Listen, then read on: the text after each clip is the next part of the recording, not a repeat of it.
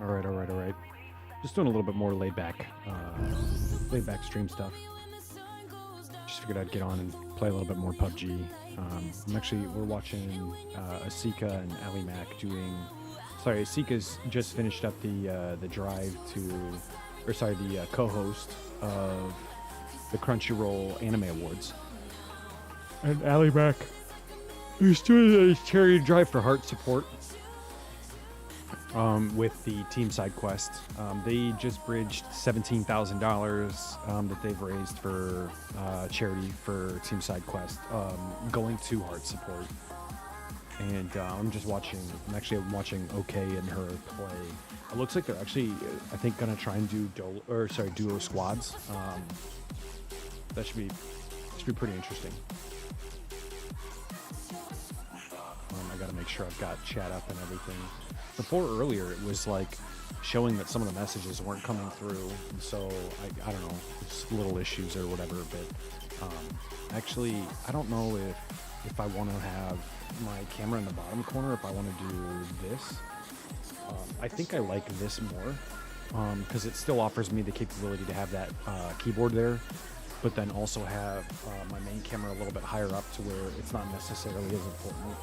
But I don't know, I'm open to suggestions. You know, people think that they like something a little bit more, then like let's crush it. I'm totally gonna go to this warehouse. Actually, you know what? I'm gonna go to this 2-floor building so I can see. And then this guy went for those 2 small buildings.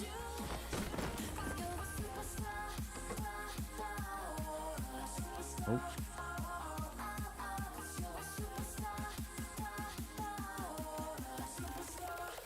Can I get a gun?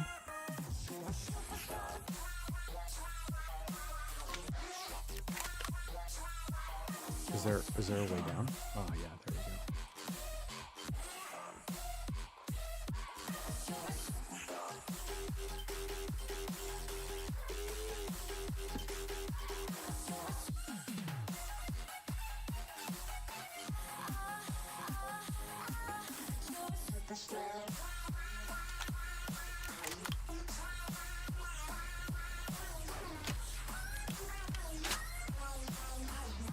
Alright, so what I want to do is try and get a bit of an angle back at that guy.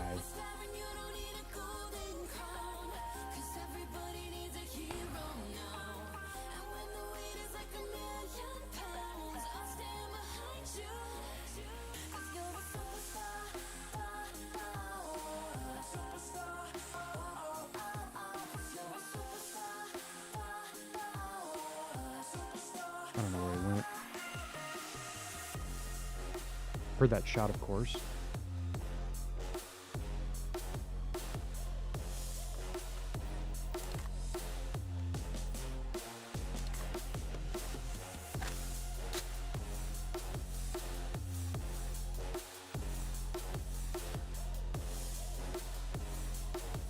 Okay.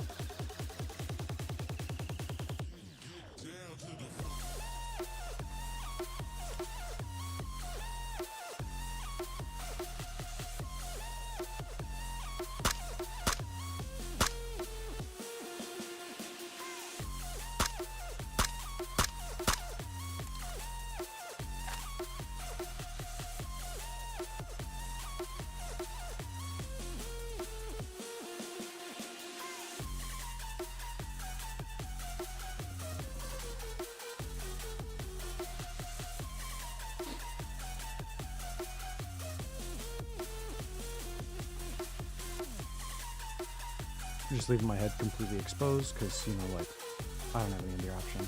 Oh, nice.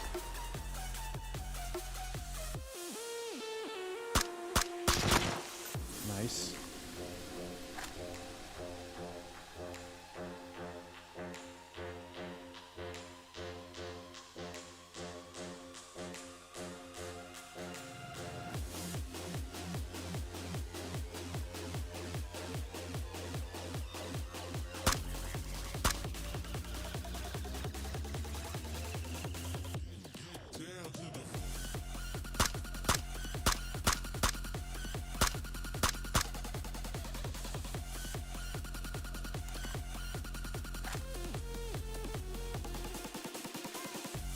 Alright, so he knows the lay of the land and is trying to use that to his advantage.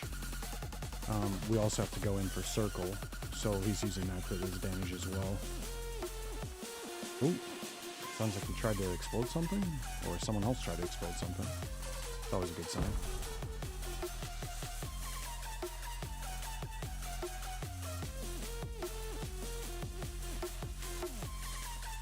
Again, don't have a helmet.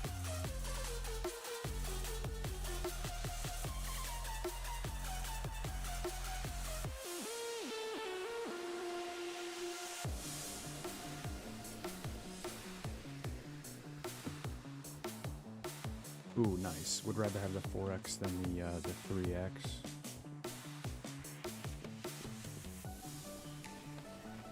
Really need a helmet. Bet you she gives great helmet, dude. You're right, Davalis. She does. She does, Davalis.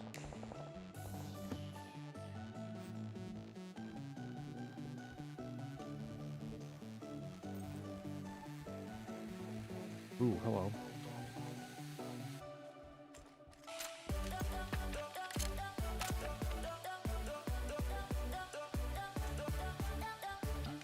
This is swirly cute. Is there a helmet up here? Still no helmet. Well, this is painful. It's a painful position to be in with literally no helmet. It's a place I don't want to be. Helmetless. I'm helmetless. My future is so helmetless.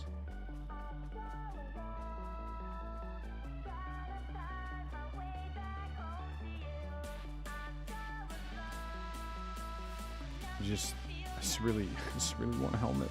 I just really want to be a real boy and have a helmet.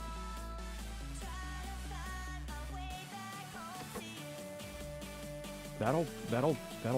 That'll do. That'll make that work. Now, I still know I got that one guy that's like off to my left somewhere.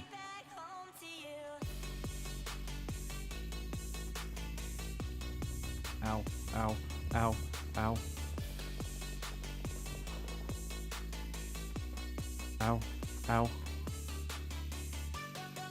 Oh, I don't want to use that yet. I'll wait. I'll wait. Sure, that's fine. Got no loot. Did I just see someone?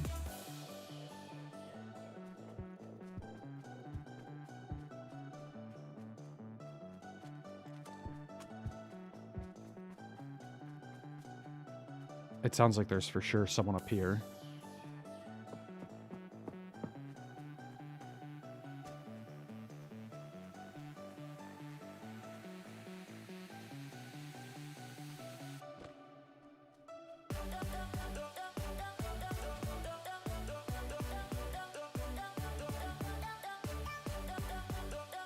I've been getting a little scared lately. I think it's because I lost my resistance to the game in general. And being prepared for combat situations. Like, I just haven't really been playing the game. And so, like, when I'm getting shot at, I'm kind of flinching, like physically flinching, which is a little weird. I'm trying to get used to that still. Trying to get used to fixing that again. But dude, it's all right. I start playing again and I'll be fine. But like people will suddenly just shoot at me and like, you know, I'm not used to it. I'm not expecting it. All of a sudden you'd be like, oh my God, you know, you just don't think about it. You know, you're not prepared for it. And then all of a sudden someone's shooting at your face and whole world's ending. Funny. It's funny times. Sure, give me a stack. Is that a pan? Give me a pan. Give me the pan.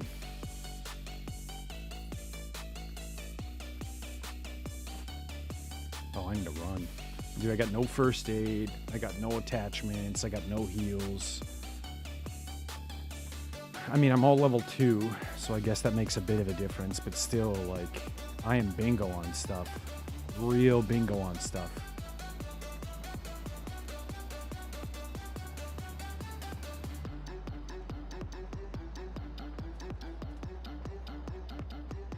Someone's calling it an APC in solo lobbies. Oh, there's a heal back there. When you see a heal and you can't get it, you realize your pain. We're playing on Smurf's least favorite map right now. He hates this map.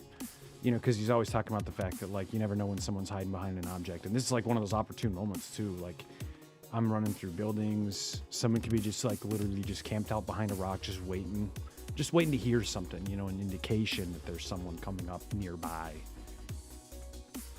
Use that to their advantage and then just hit them. And, like, it's so hard because, you know, they do get lost in the woods of things. Like, the literal woods of things. So you're just kind of minding your own business, and all of a sudden someone's rolling up on you. And I guess that there are some people that have, like, their stuff set up to where, you know, they can hear a little bit better. And every once in a while, I'll hear someone who's like, oh yeah, I can hear them. And I don't even realize how they do. You know, like, they're hearing them from, like, an impressive distance. I don't know if it's like equalization or something. I thought I heard something while we're sitting here talking about it. I know that there was someone up here, but I don't think that they ran that quickly, you know, to my side. I know they're, like, up over this ridge somewhere. The weird thing is that there's not really a whole lot here, so it's not like they're at a building or something. Like, they've got to be... Okay, that's probably the same squad, same groups, you know, same solos. I'm not seeing anything pop in the kill feed yet. Okay, so down from that, like, 230... someone's engaging someone else. Oh.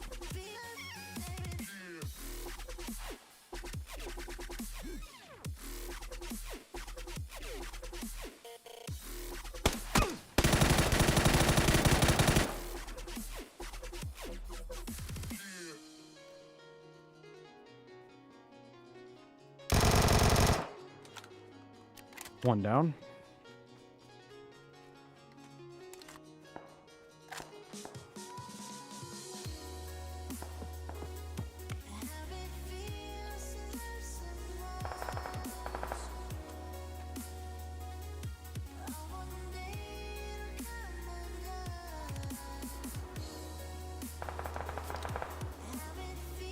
Okay, so it sounds like my guy that was shooting at me before might be that same guy that's over there now, getting shot at.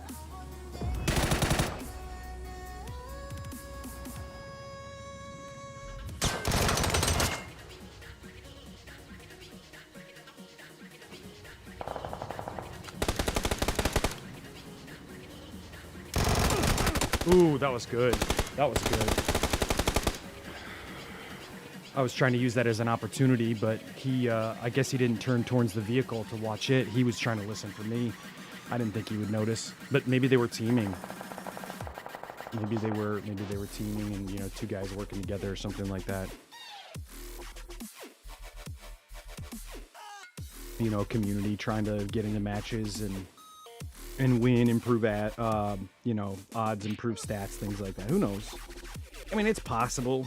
I think the one thing that's wild about streaming anymore is that it's taught me a lot that people want to try and do stuff like that. People want to try and do, you know, things like that to improve their stats and boost numbers and things. And dude, I don't get it. I don't get why people are so caught up in that. I guess, like, the mindset is that you want to be the best and you want to show up as the best. But, like, if someone starts showing up to the stream, showing up to your YouTube, showing up to whatever, then they're going to start realizing what's going on. Like, they're going to start to figure out what's happening. It's going to be obvious. And so, I mean, I know that there are a lot of people that get reported, but PUBG doesn't have the greatest anti-cheat system. Like, their anti-cheat is literally that a person might get banned for, you know, 2 months or a month or 2 days, 3 weeks, you know, whatever the hell it is. And then they just come back. I mean, you can, it's not free to play. So, like, yeah, obviously they're going to try and, you know, get their account back. Whereas, you know, Call of Duty, it's free to play. You just literally go on, you make another email, get the email account sent to it, and then log in, re-download the game. It's technically already there. Like, it's you probably don't even need to re-download it anymore. Just make a new account and you're done. Like, now you have a new account that you play with. It's free to play Warzone. And so we were actually, I think we were discussing this before, For anyone who might not have heard about it, you know, we were talking about the fact that, you know, Warzone had banned 50 some odd thousand players, and then they saw a surge of 60,000 new players on top of that. So it's like literally you have people who are interested in the title, and then accordingly, the people who are interested in the title are still interested despite being like literally found out that, hey, these guys are cheaters. Like, they just open up a new account and start playing the game again, start cheating again, start doing whatever again. It's just wild. It's like, what are the priorities here? Why not just create a valid anti-cheat system where people don't have a tangible way to, you know, hack or destroy the game? Oh, Shep.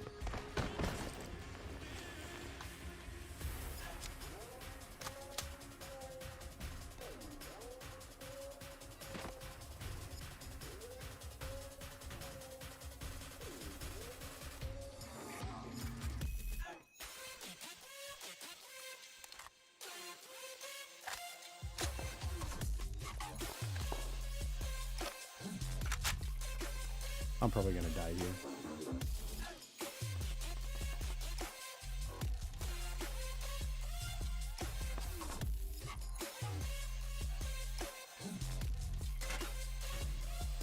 You know, I'm not very good at this game. I just like having fun playing it.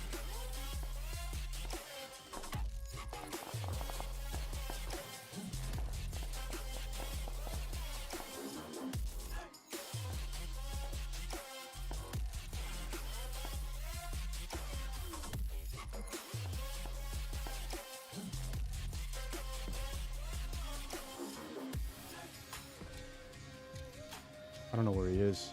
I heard him.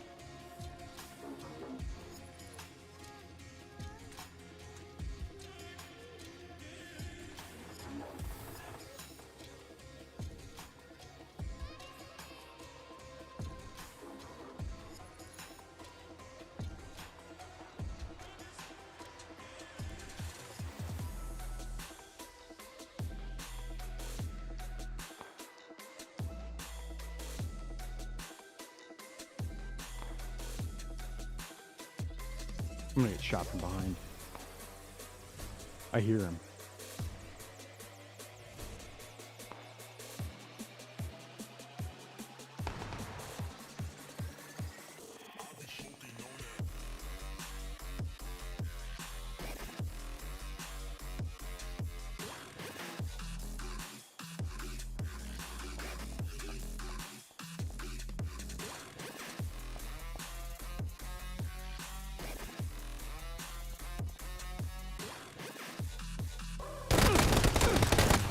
Woo!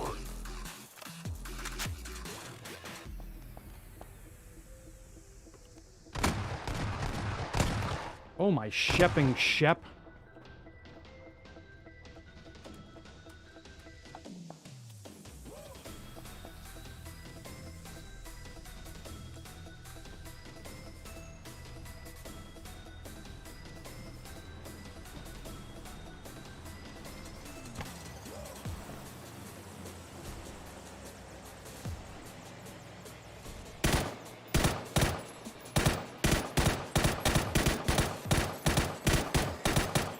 Wow, all right.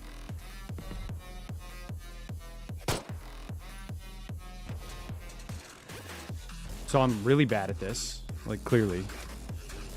I could have sworn I would have hit him, but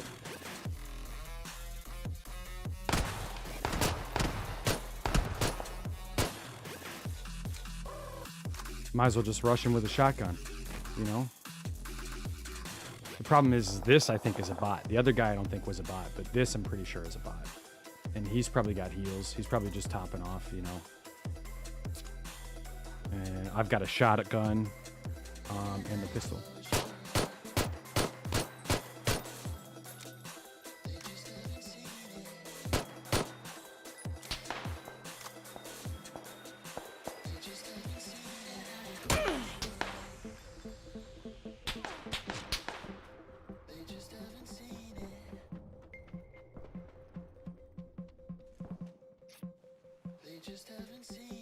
All right, so I know that guy's out there.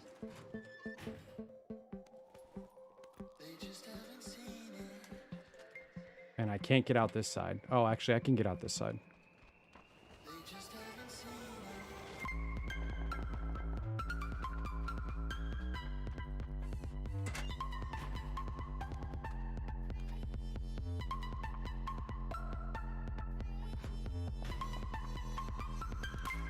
Okay, so we're gonna bandage back up again. And throw up the energy drinks.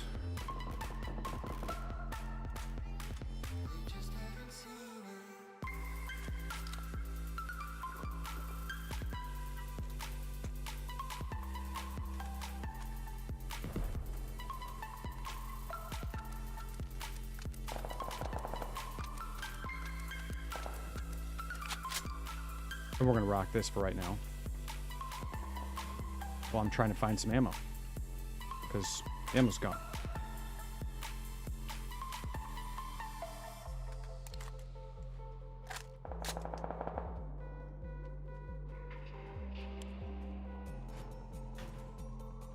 Alright, so he was definitely in here.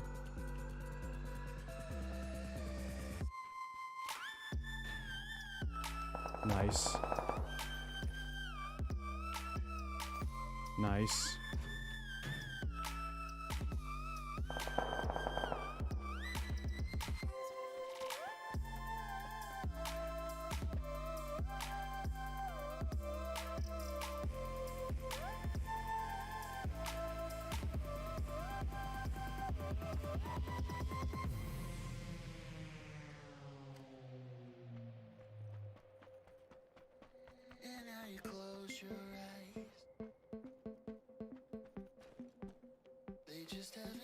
And there we go.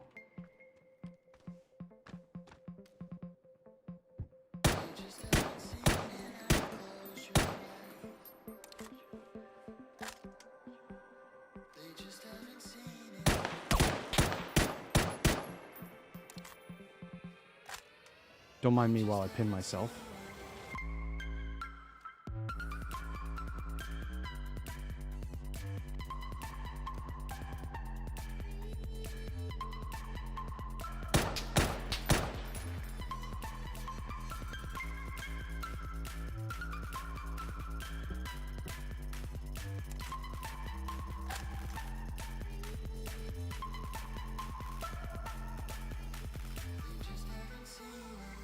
Ooh, that's the push that I need on that guy.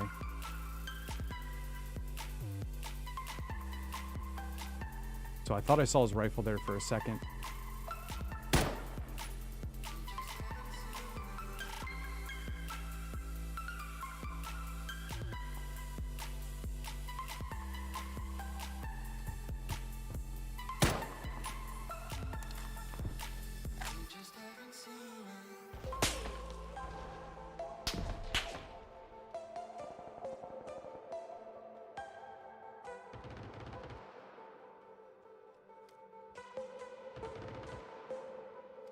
Oh, okay, that's the guy.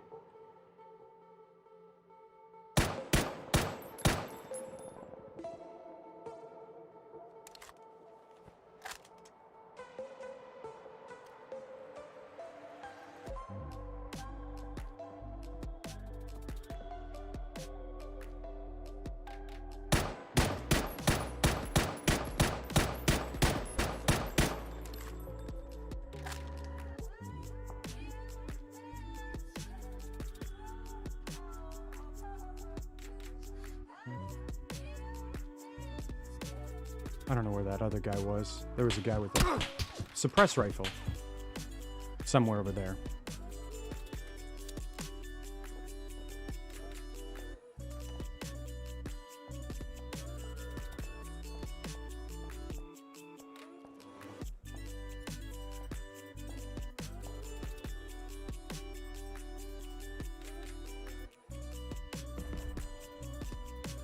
I don't know where he went.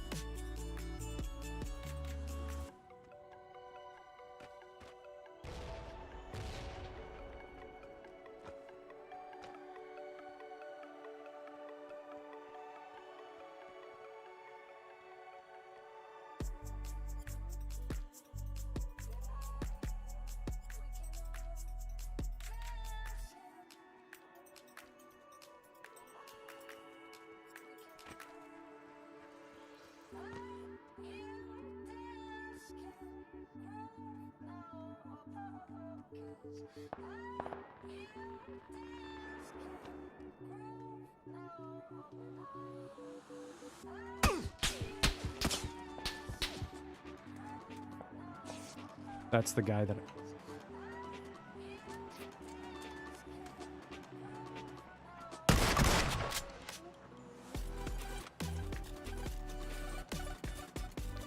Okay. Got that guy. Got him.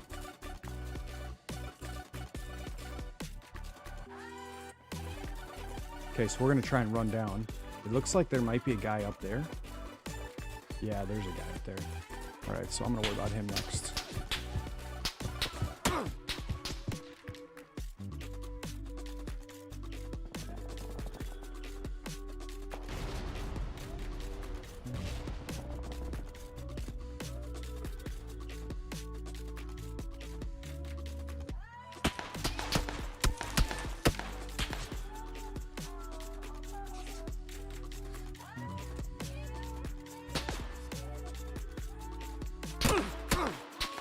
Oh my gosh, the timing on that was terrible.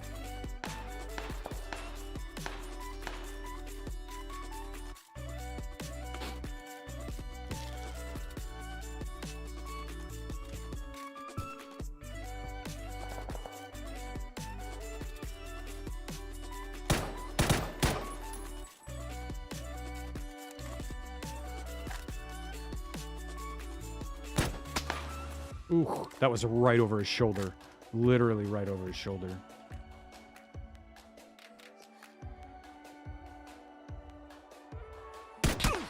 That hit him. That hit him. I know it hit him. I'm like literally about to look at the VOD later and like slow that down and stare at it. I've got these two guys that are pinned against each other and they're not firing at each other. They're worried about me. Circle's closing.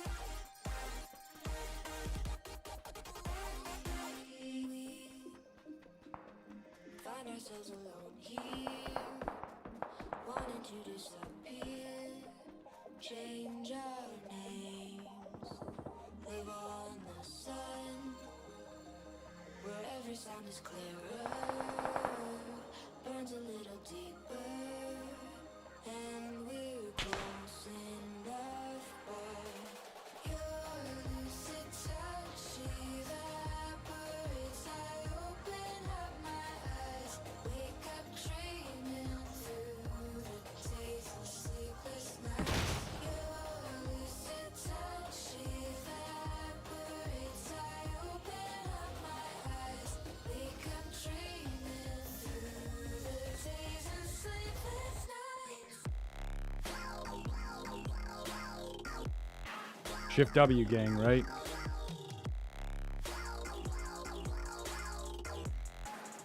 There was a guy there. There's like two guys that are just south of him.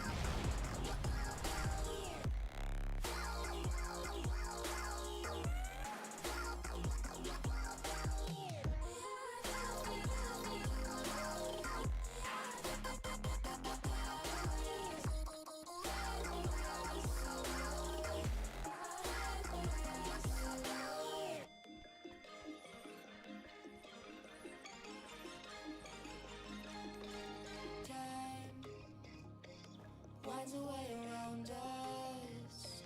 There's a guy here. I don't know where, but there's someone here.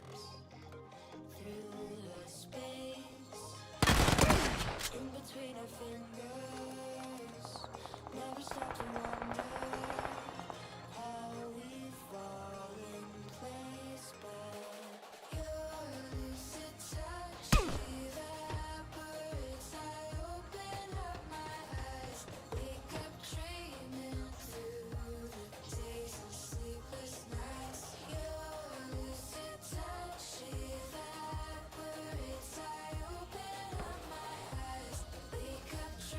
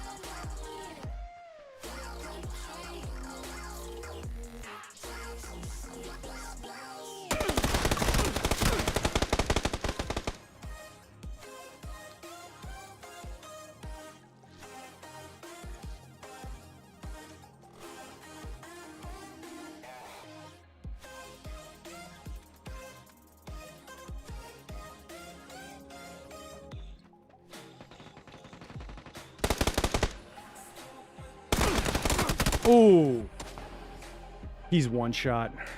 I just hit him in the chest with a shotty. Oh, he got that heal off. That was good. That was good. That was a good run. Oh, that was close. I probably should have swapped to the low range optics, but hey man, top 5, I'll take it. I'll take it. Got a little pistol action in earlier. Surprised I got that actually. Surprised I got that one. All right, let's see what we got here.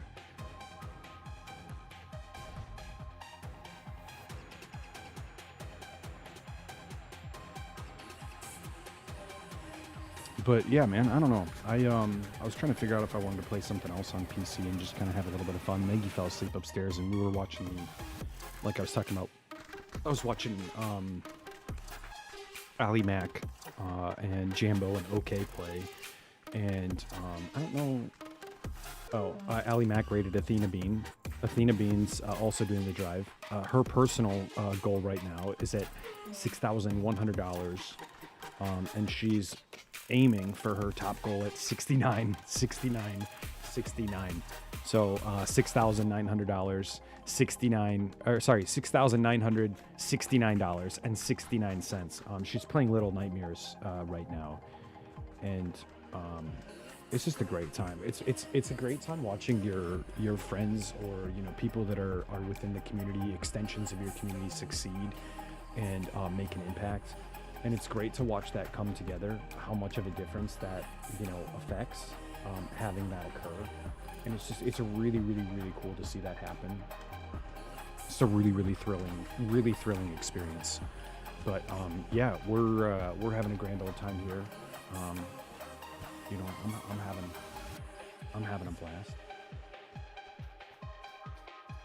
I like getting the opportunity to watch it, you know what I mean? Because you see so many people get hyped up about it,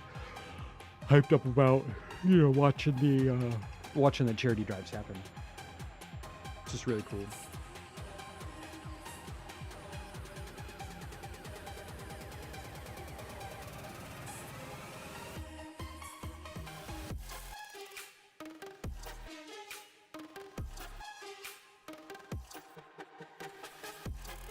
Just really cool stuff.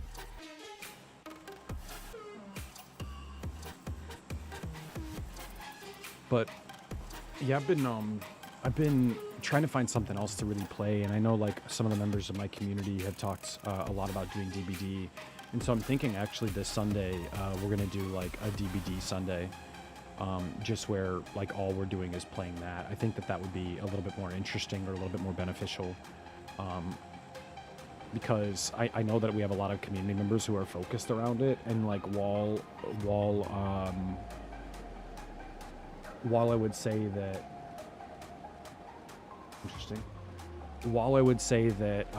there's a lot going on around like marbles or games that are similar to that, I feel like there's more of an opportunity for us in something that again the community is attached to, like they're personally attached to.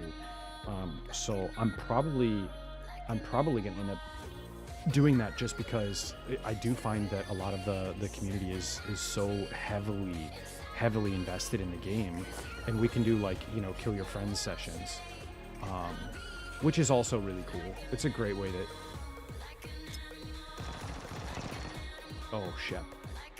it's a great way that you can get the community involved.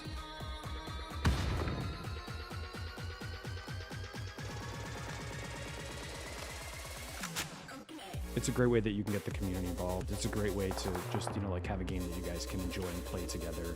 And it's relatively simple, but I don't know, man. I think it's been fun to play with people, Dead by Daylight, but I don't know. I haven't been super invested when it's like just me playing, or like, we don't have a whole lot going on. I don't know, like me trying to play by myself, or like me playing killer, whatever. I don't enjoy it as much. And maybe I'm crazy. Maybe I just that's my style, is that I just don't like that type of game or something like that, and that's where I differ.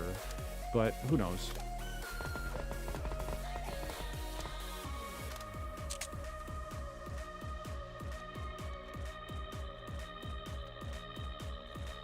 Nope. That's what I wanted.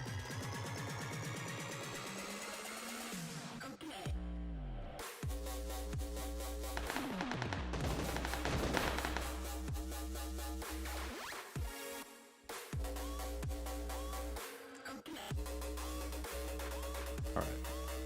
We're going to see if we can do something wild. Oh, that doesn't go on there? Really? Really? Okay.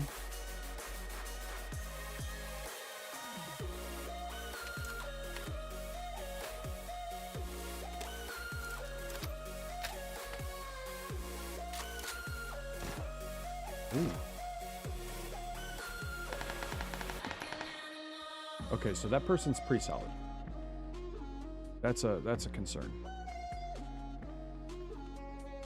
And it looks like they were just peeking, just like barely. What I really need is that set of optics.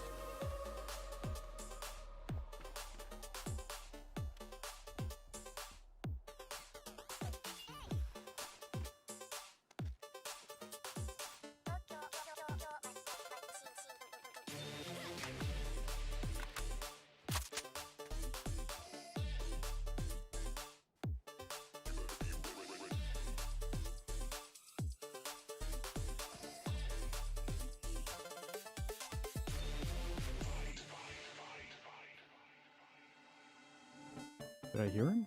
I thought I heard him.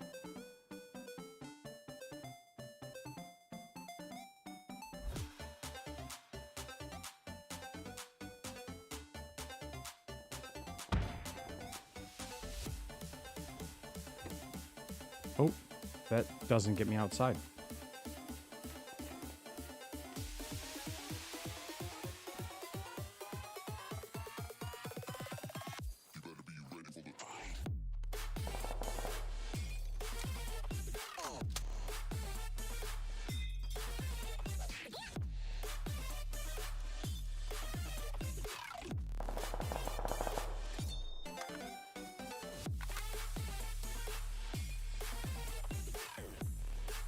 Alright, we're gonna try and sneak over there.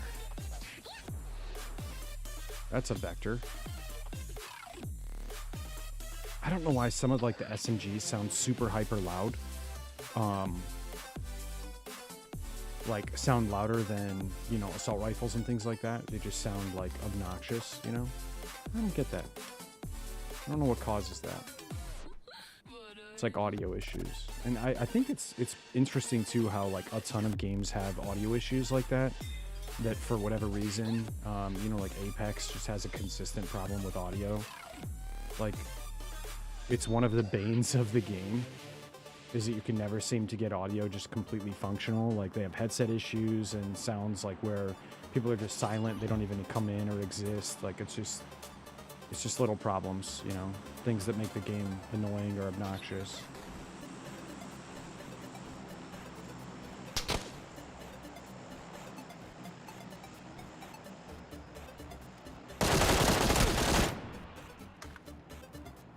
That'll work.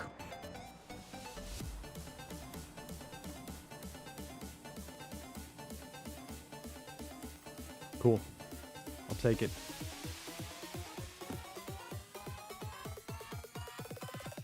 All right, let's drop this stuff and pack on that extended.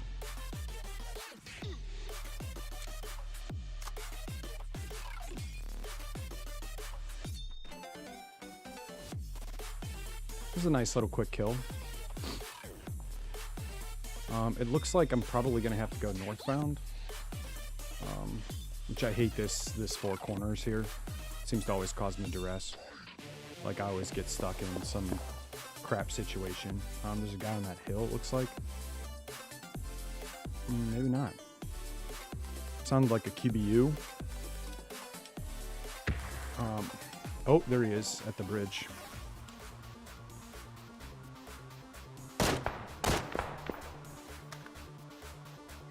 Okay.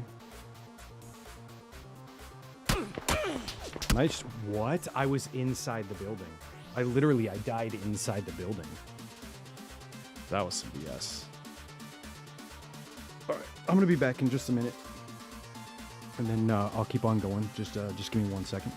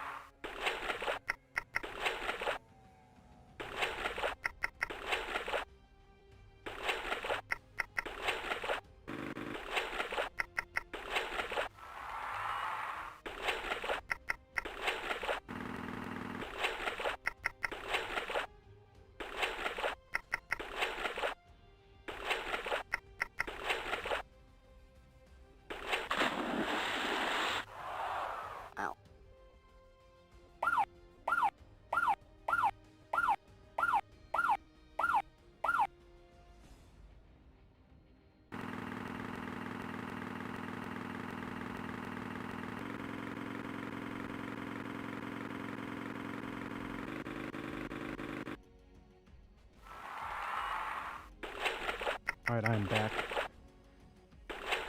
Welcome back, everyone. Happy to have you here.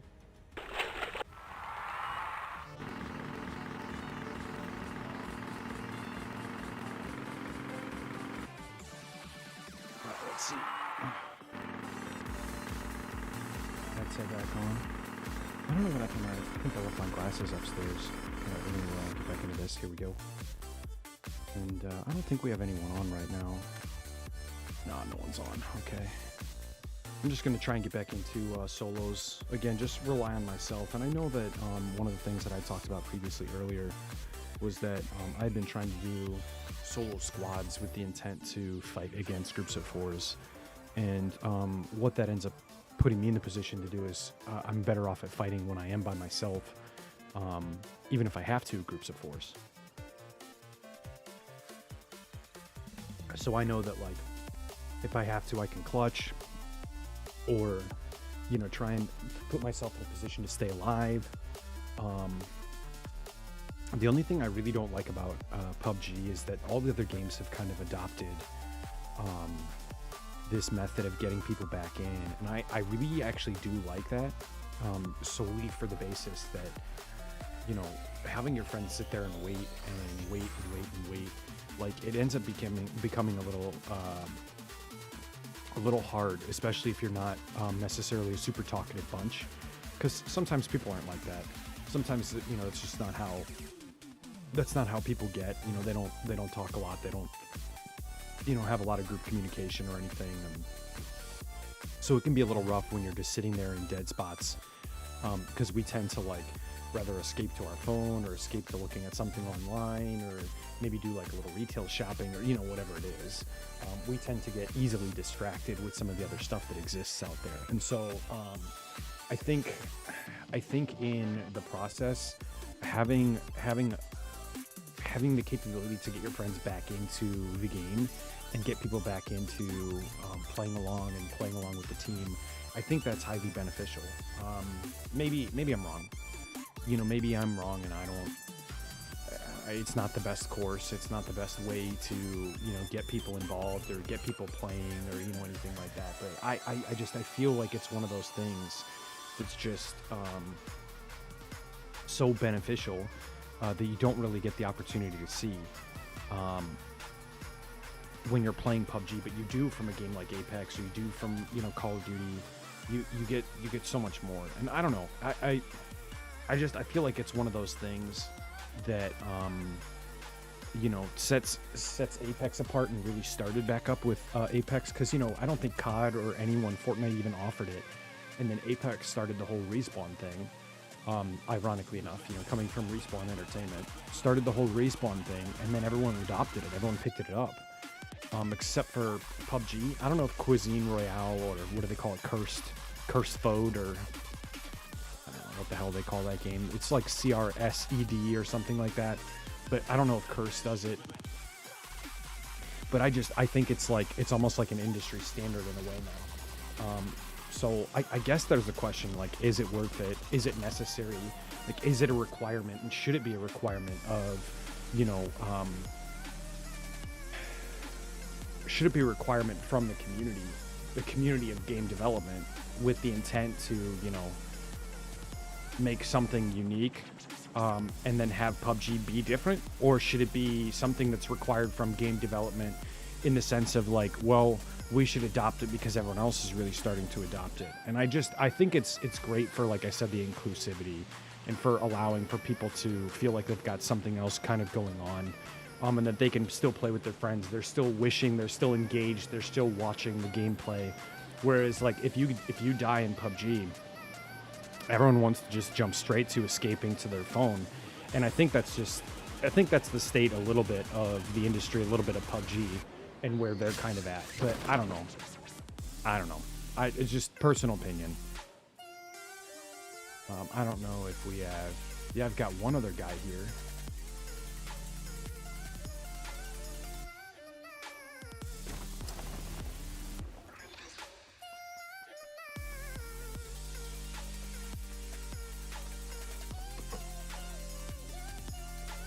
He landed northwest corner. Of course, like, no guns. a pistol. Well, at least a helmet.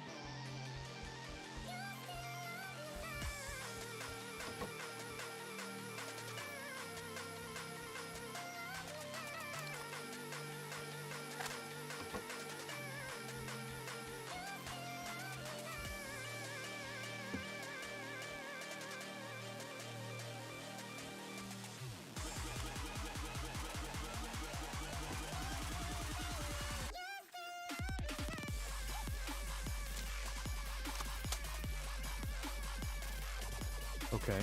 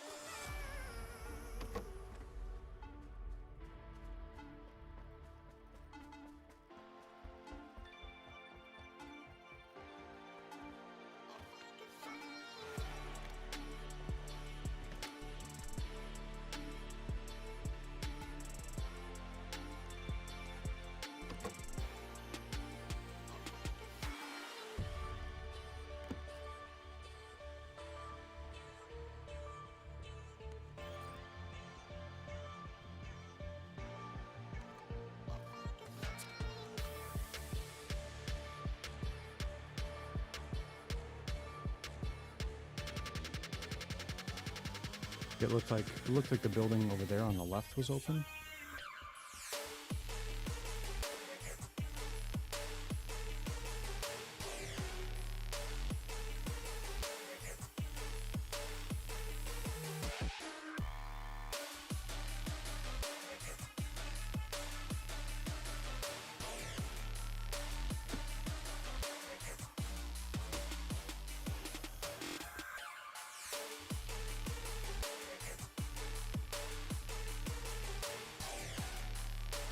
Oh my gosh, there's two people here? That's not healthy.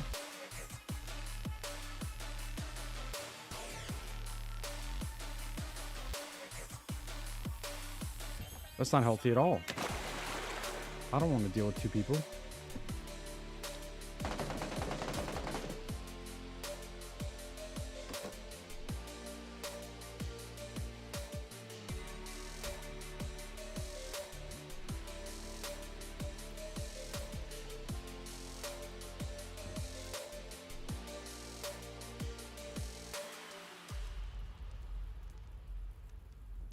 They're like three people?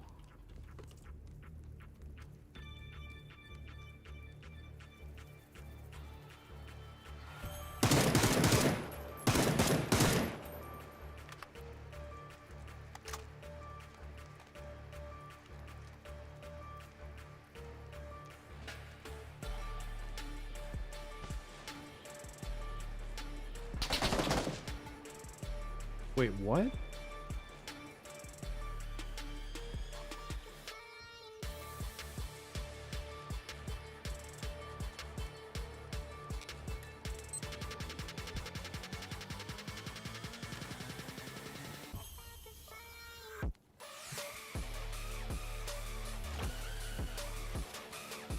Oh man. Oh man. There's like three people here.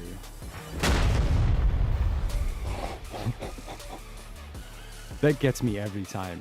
Every time. I just never expect it.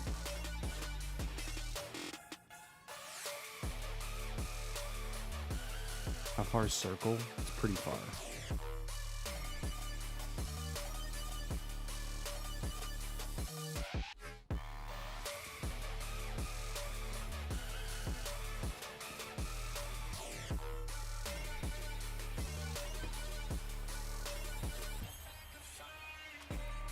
It's like an awful position to be running, but I'm gonna run it.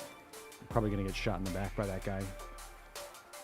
Like, I almost want to push him, but I know he's got an advantage. I know he knows what he's doing, and I don't. I'm still just a god-awful, horrible player. I really wish there was skill-based matchmaking. I know everyone just hates it with a passion, but like, at least I could learn at my own pace and get slightly better. you know, force me to play against people that I know might be slightly better than me, slightly worse than me, you know, whatever. But at least I'm learning and I'm understanding, because most of these people are just they're way beyond my level of understanding, just way beyond it. And I end up feeling like I'm just behind. Okay, so someone came through here. Understand that. Understand that.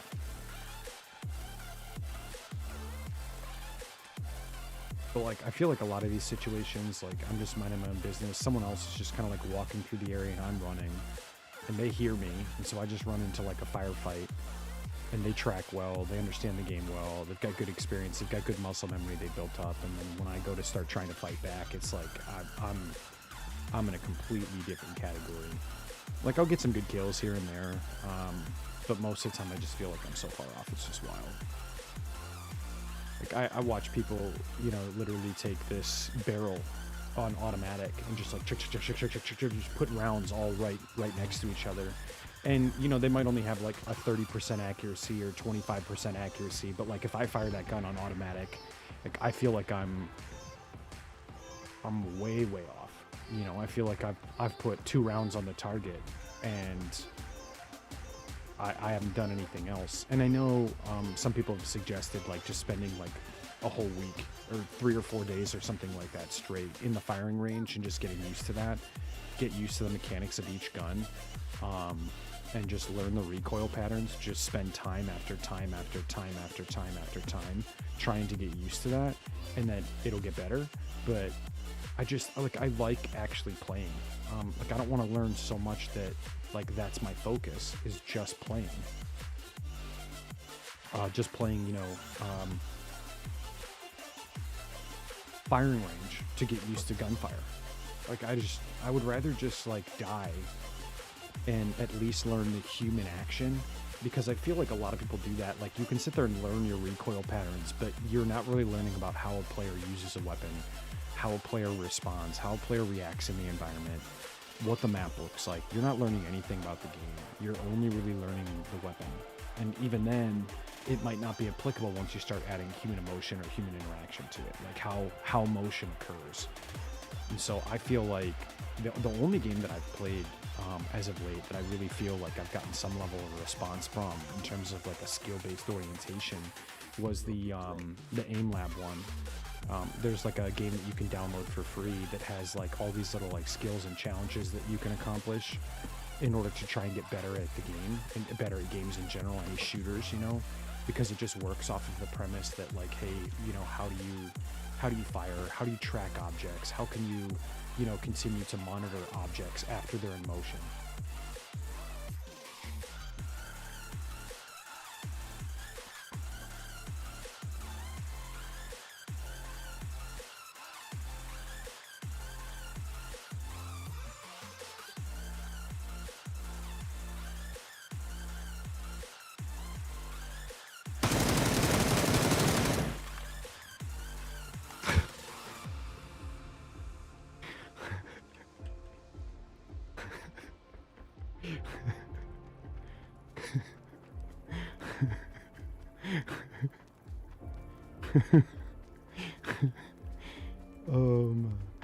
Oh my gosh, that was worth it. But you know, I'm probably gonna get a shot in the back now, you know, make a whole bunch of noise. But you know, how do you continue to monitor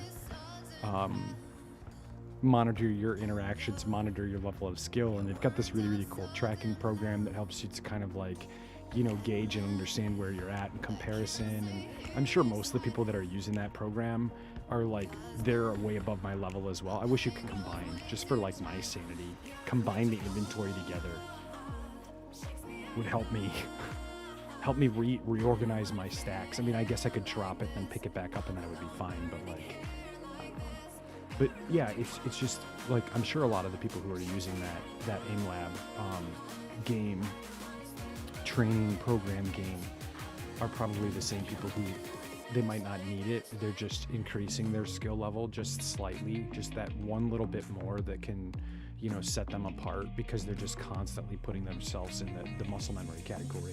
and building up repetition. And like, at least I feel like I'm accomplishing something, because it's not the intention to like win the game. So like I go into a game like this and sit here and think like, okay, what do I have to do to succeed? What do I have to do to get to last place? You know, the final spot in the game, right? And when I'm sitting here and I end up playing, you know, this title, that's so heavily my focus that I get caught up in that mindset. Like, how do I get there? How do I win? How do I become the best version of myself to succeed at this title? And sometimes what ends up happening, I don't know if I want the barrel or if I want, don't want it.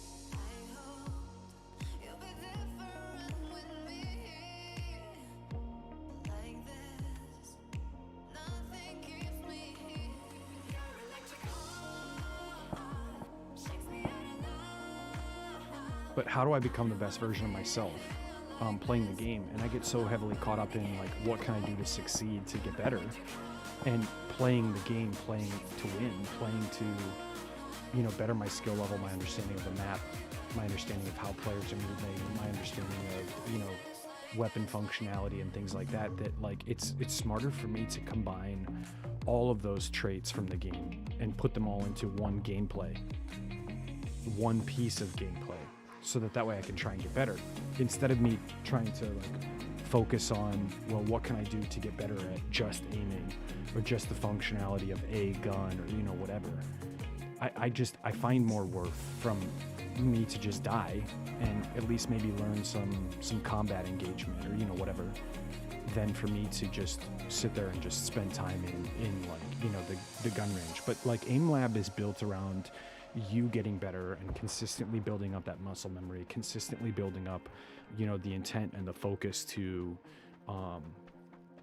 just constantly be getting better and improving your skills. And so like that's where your brain is. And it's weird how like the psychology of that works. I think that, you know, you're sitting there and thinking about like, well, how do I get better at a game that there is no winning, right? The winning is you just getting better.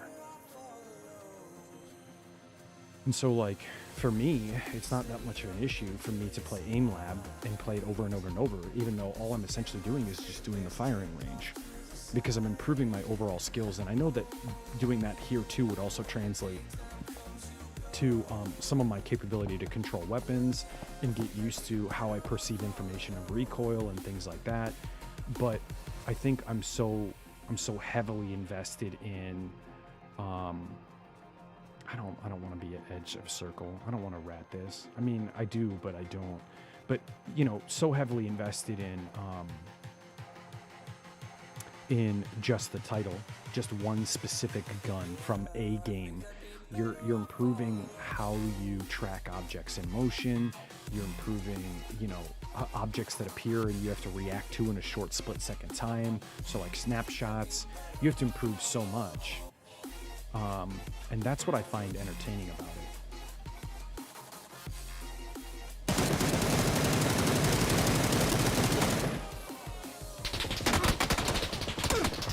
Ooh, that was 2 targets. That guy got into a second seat of the car, so he thought I was the first target.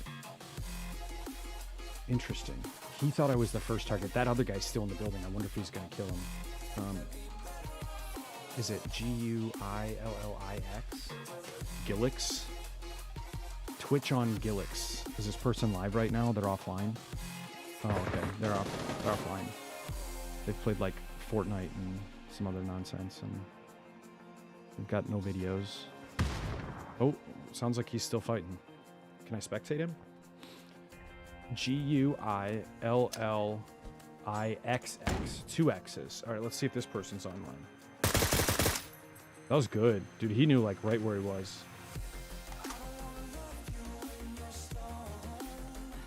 He actually is online and is a person. 175 follows. Oh, but he speaks Spanish. I don't know Spanish. Confound it. That's all right. Good luck, man. Good luck. All right, we'll leave this match and we'll get back into another one.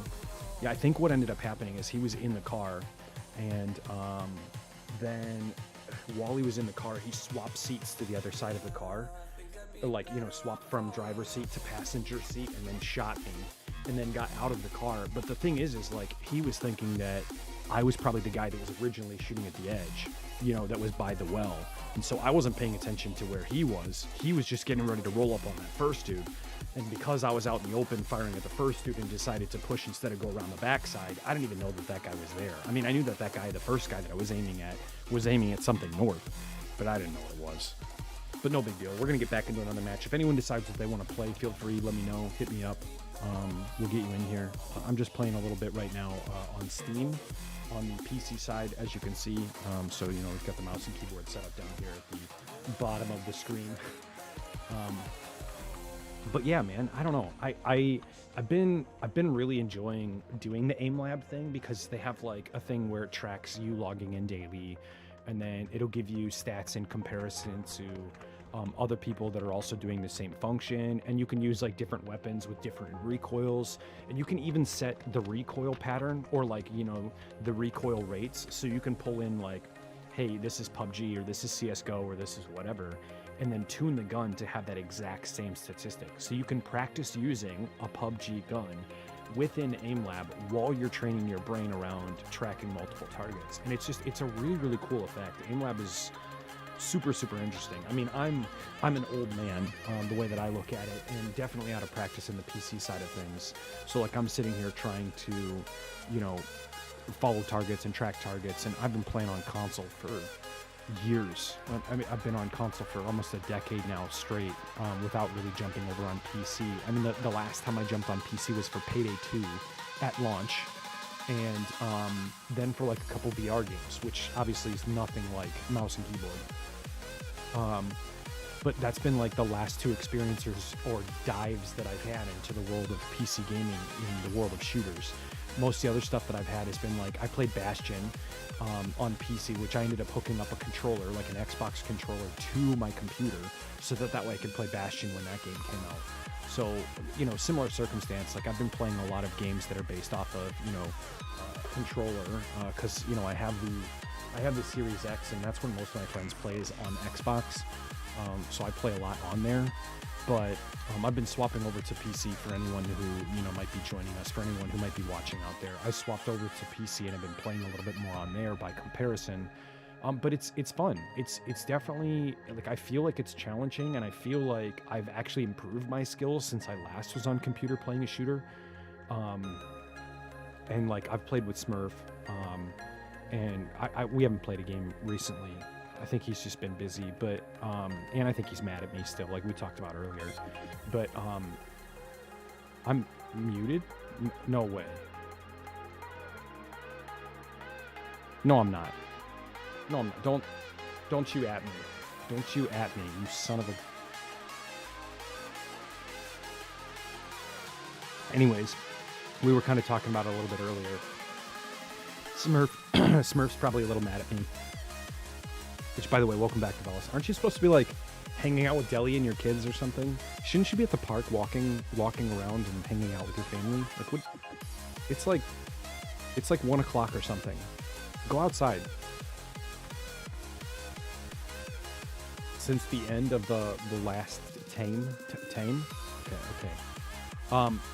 Wait, is someone talking about PUBG Mobile? Did someone say that? About playing PUBG Mobile? I didn't even see that. Who?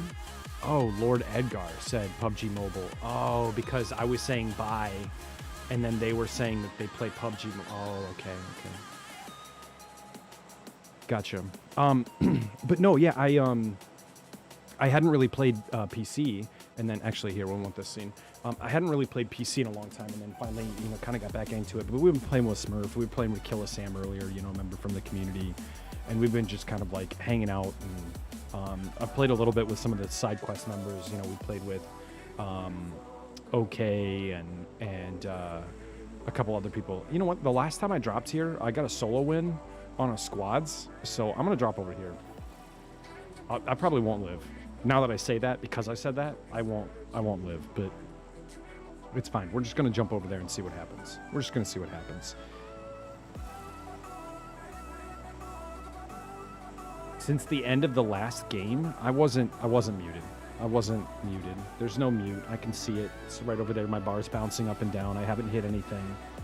I didn't touch it. You're just trying to screw with me. You just try and want to tell me how non-sexual I am or whatever. Whatever it is you kids do these days to make fun of people who are streamers.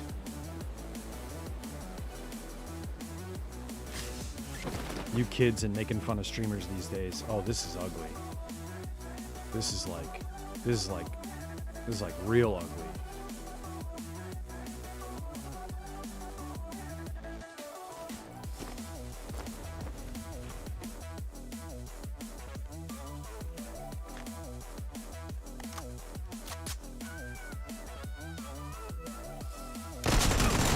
Ooh, good kill, good kill, good kill. Oh man, I hate that all of the. What, you're asexual now? Is that what you mean? I hate that all of the people that have names that, or I hate that they allow for names to be the exact same as what bots allow for. So like the bots allow for an underscore. I wish that there would just be like a definitive thing, like you know this is a bot or you don't know this is a bot. And I'm sure like tons of people, they probably got some sort of streamer mode or something on where they're not allowed to. Oh, I am? Why? Why am I asexual? I'm not asexual.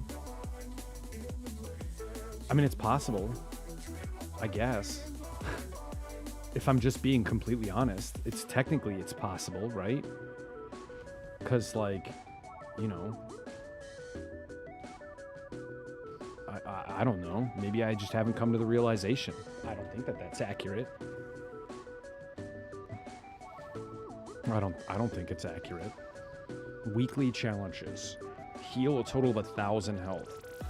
Use a boost item while 15 or fewer players remain. Wow. Wow. Oh, you said to pick on me because you're a streamer? Oh. Well, you said I said that you pick on me because, you know, I'm a streamer. That's your focus. It's like just come in and pick on me as much as humanly possible. But no, yeah, I guess I mean like technically I could be. We had a conversation about it with Smurf's significant other, and she and I were talking about it and how like what that means. And I was like, I mean, sometimes I align with that. Like I don't find that it's necessary to put myself in the position to be that drive or that driven, that motivated by, you know, some sort of sexual encounter. And so like, I suppose I don't think that that's accurate though. Me personally, you know, But yeah, Divalis, how's your day? I love that like I start streaming on YouTube and now all of a sudden we show up again. It's wild. Which actually, did you see about the Glamesh thing? I was talking about that a little bit. We didn't get to talk about that a ton, but it's like the same streaming platform is made by like a bunch of the Mixer developers, the Mixer, you know, coders.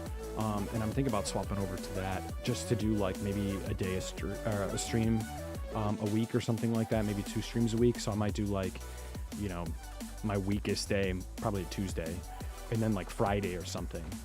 And then, you know, have like, I don't know. So wait, why do you hate Twitch? If you don't mind me asking, like what specifically do you not like about Twitch?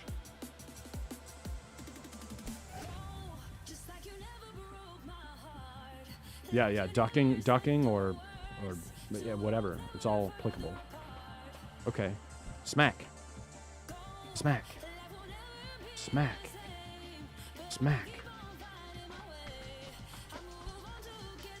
Oh, I threw rocks at this dude's girlfriend. He's pissed. He is pissed. I threw rocks at his girlfriend. This guy's pissed at me. That or like his best friend. I'm just assuming, like as defensive as he is about it, it's probably some sort of like weird relationship-based thing. That he's got to come to the rescue and she can't throw rocks on the screen for herself. I have YouTube on everything. Twitch bans people. Wait, what do you mean? Of course they ban people. They ban people on YouTube too. What are you talking about? What are you getting at?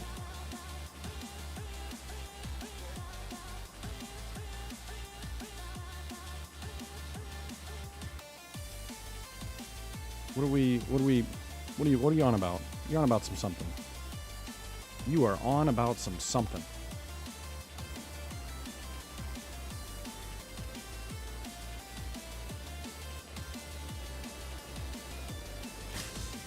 Dude, these people, I gotta figure out how people do these drops, dude. Like, people get so far into a drop, and I don't know how they do it.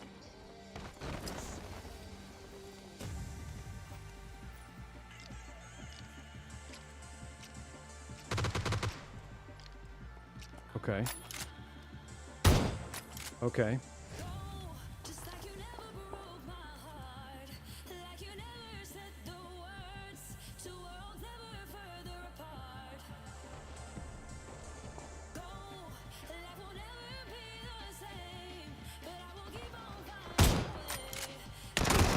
Ooh, I hit him. Ooh, I hit him.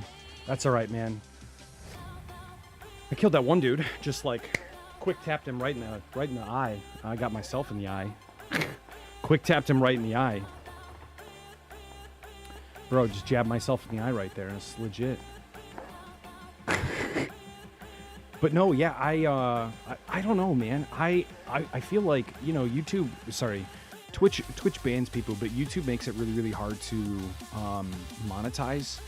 And YouTube is just, it's flooded, right? Like, I guess maybe with like the live audiences and doing like live broadcast, that might be where you see a little bit of an opportunity, because you have more chance to do something and become, you know, a streamer within a field. Whereas like you just putting out YouTube content, it's so hard. I mean, everyone's out there doing it.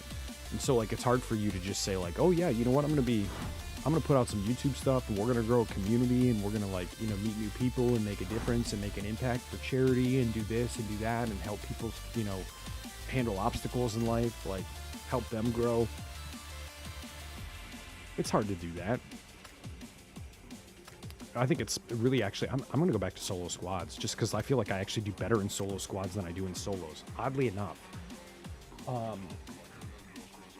Maybe it's because I play more cautiously. You know what? I need to play like that. I need to play aggressively. You're right. But I don't know. I think that on Twitch, like, you have a greater sense of community, and like, we already have ties to a bunch of different communities. If I just said that I was going to quit streaming, like, none of those people would ever talk to me again. I mean, there's a handful of people that would probably go out of their way to like shoot me a message via Discord or try and engage with me, that I would probably still go out of my way to go and watch. But like, there are a lot of people who just, they would not even care that I exist anymore. They just wouldn't, because like, they don't see anything of value or anything from me anymore, because I don't provide them a view. I don't provide them any level of engagement. Like, they're not getting anything from interacting with me. Like, there's just so much, you know, that they are no longer seeing from me being gone. And so I think that that's one of the struggles a lot of people have too, is that, you know, like, how do you grow a community and then end up losing, you know, your community if you back away? Like, all of a sudden you decide that, you know, you want to back out, you want to quit, you want to take a break.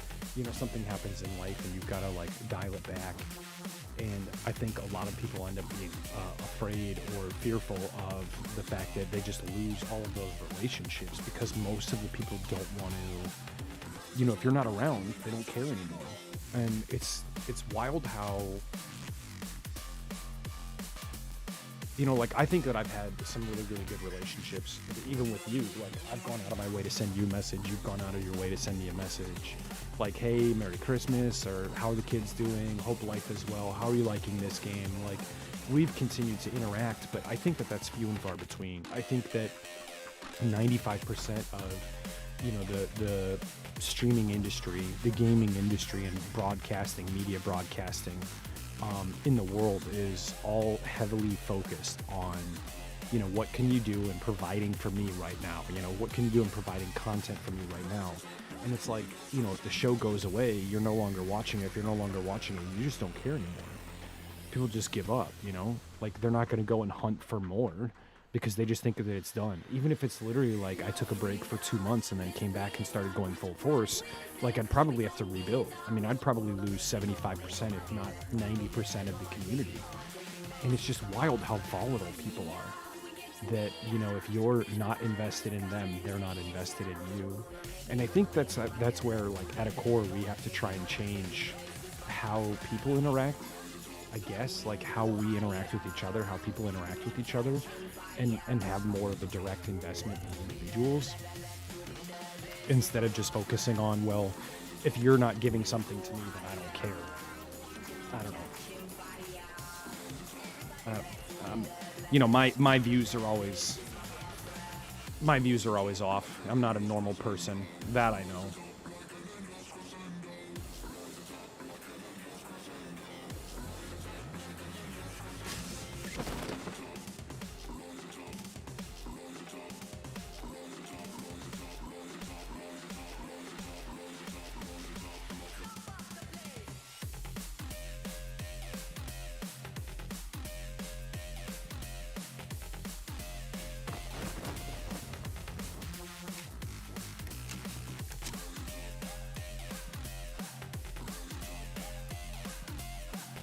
This probably isn't going to end well.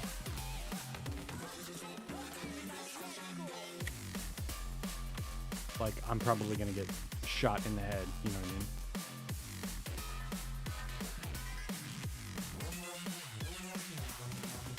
Just suggesting.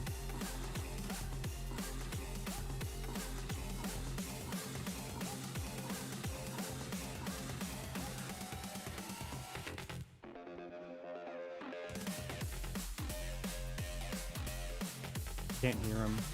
Don't know where they are. No indication on doors. So I still want to know what you mean by, like, which bans everyone. Because, like, I just haven't had that much interaction with people getting banned unless they probably deserve it.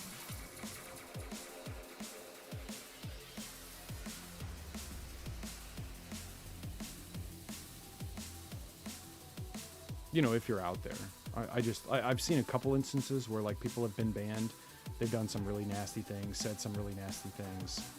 And, you know, they get banned. They try and do, like, an appeal request within the stream. And most of the time it's a no. I mean, like, people put up some really racist, nasty stuff. It's like, what the hell are you doing? Like, why do you think you're going to come back? You're not coming back. You said some messed up shiz, bro. You're not coming back here.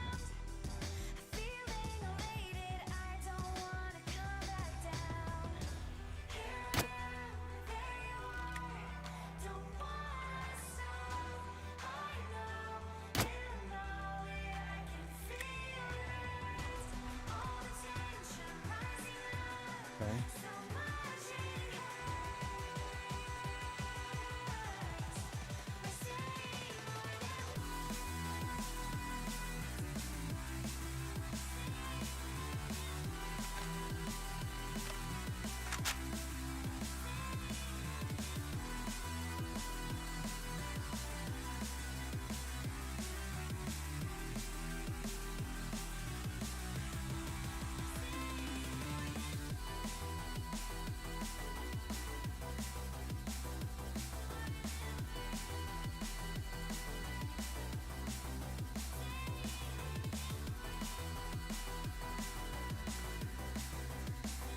I don't hear him.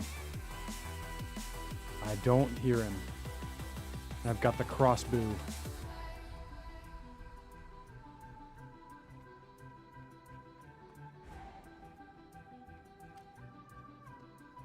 Oh, he's just completely disregarding that I exist. I wonder if I can, like, sneak up behind him.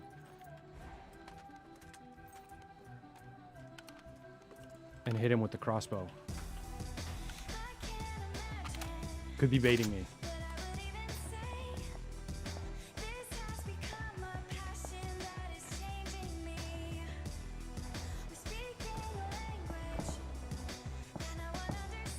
I'm going for it. I'm going for it. Going for the crossbow kill, just for you, Davalos. If you're out there, I hope you still are, because this one's for you, Davalos. This one's for you.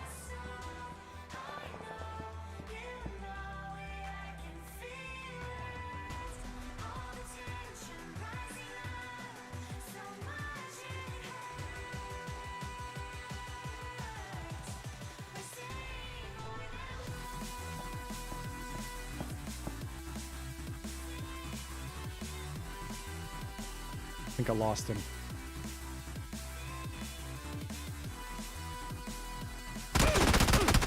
Oh, I shot that shot. I shot that shot. I don't know how that didn't hit him. I'm about to literally like watch this on playback. Yeah, dude, I shot right over top of him. But apparently because I was dead, it probably didn't quote unquote connect. Because he killed me and the arrow's still in transition. I feel like that should have hit him. I mean, I didn't have anything, so good for him. Oh, if I would have snuck up on him, I think I might have had a little bit better of an opportunity. But yeah, dude, I wish that they literally would enforce like when a bot is a bot and when it's a human being. Like if you're a player, you cannot name yourself with an underscore. You know, bots can name themselves with underscores, but players cannot. And so that people can't fake it. Like, dude, if you want to come up with a brand new name so that people don't know that you're online or you're a streamer, you're a content creator, you don't want people stream sniping you, whatever. Like, dude, I get it, but you know, be more I don't know, authentic, more intuitive, more ingenious. Come up with a better name, I guess. Call me crazy. I pretty much am crazy. I already knew that though. We knew that. We knew that. That's a real thing.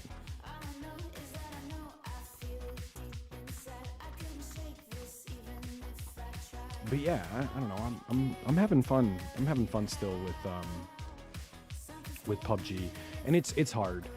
We've talked about it before that it's hard to get into the game just because of how long people have been playing this. I mean, the game's been out since like the summer of 2017, if not more. Like people are very, very well trained in this game, and like most of the content creators that exist out there have been playing since that long. Like they've been playing for 4 some odd years. And it's almost impossible to keep up, you know. Like I'm just now starting in PC. It's like I'm coming out of nowhere and I've been playing for a month, and you have people who are maxed out level 500 and probably could have, if they had an option, like they could have prestiged 4 or 5 times, you know, whatever, or if not more, you know, like they just played that much. And like I get it, like especially, you know, when you watch some of the people play, like not only are they so good at it, but like they're building off of their content to go and rush people to try and like, you know, get as many kills as possible, and you know, do that. And so you watch like a lot of people do the exact same thing with Apex, that they'll drop hot and they'll try and go for like a 10 kill game because then it makes for good content. And I don't know, I never really got into that mindset. Like I like winning. I think that makes for a better content, and like I'm trying to get better at getting to the point of understanding the game and to win and how to win in PC. And a lot of people tell you like drop hot, you know, drop somewhere where you have to force yourself into gunfights, force yourself into engagement. And that's kind of what we were talking about before, that like you don't really get a whole lot of practical training when you're you don't get a whole lot of practical training when you're sitting there and, you know, doing it through like a firing range or whatever. But like I prefer like a mid-range level of play. So like, you know, I might get an hour in or 2 hours in of gameplay, and then when I'm doing it, I'm trying to go for, you know, at least like 10 to 15 minute matches, you know, and survive that long, because I feel like that's more beneficial, so that way I can kind of understand better movements for the map, understand better locations for the map, get enough of gunplay, get enough of like how circles are working, and really diversify what to expect in that aspect. I feel like that's where I do well.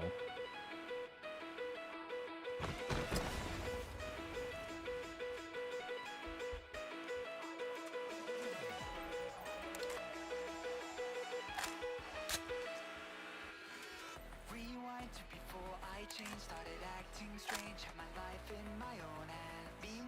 All right, so what I think happened is that we have people coming up, but also 2 people landed over there.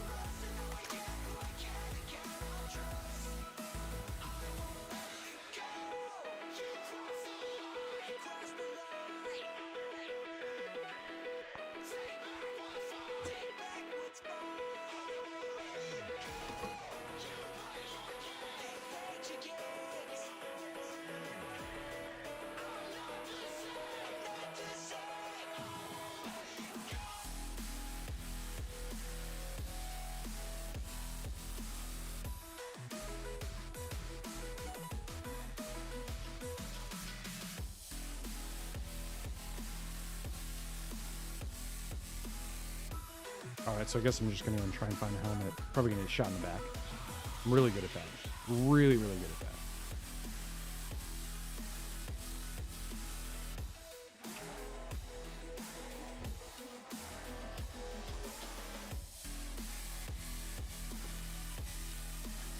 I will tell you too, a comp in this game is a powerful weapon.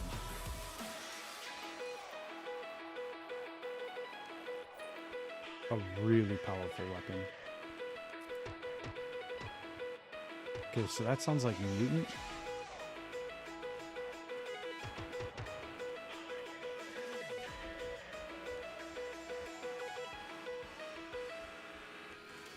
All my life I've been pushed around, always lost, not found, but I didn't realize. Like a giant standing in my way, leading me astray. Now it's time for me to rise. I knew I had to find myself.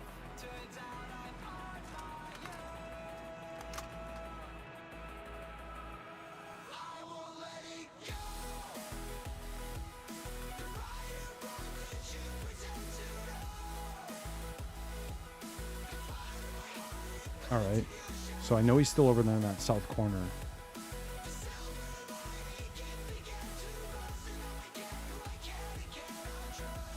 But I don't know if he's going to move west or if he's going to come east. We're in circle.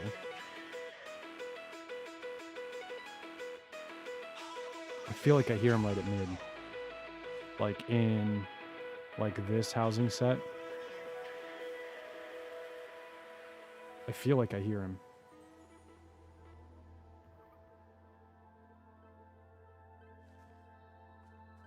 I think he's just baiting it. He's trying to bait it out and see if he can get anyone to make a push. Because there was 3 people that landed here. Go back yet again. Try and get some optics.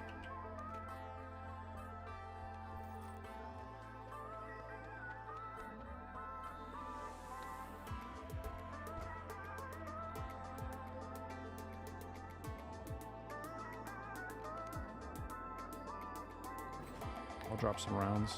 Apparently I'm a little weak on rounds right now, so... Oh, I don't need that. I don't need that. I do need this.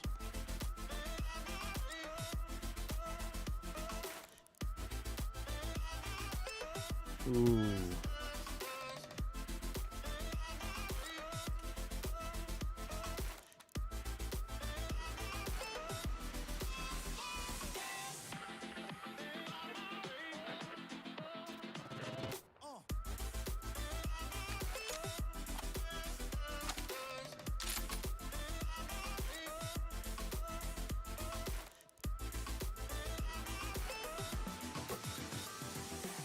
So it sounds like now he's same direction he was previously from me.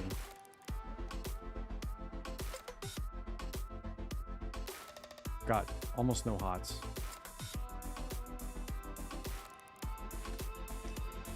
Can you get up on these? Oh, you can.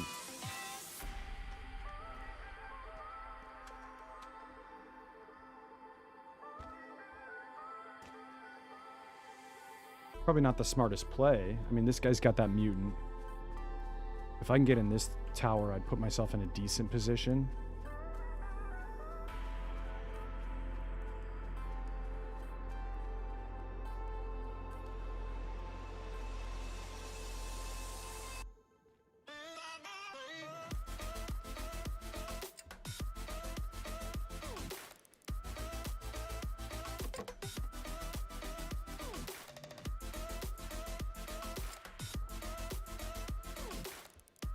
Okay, so I heard that.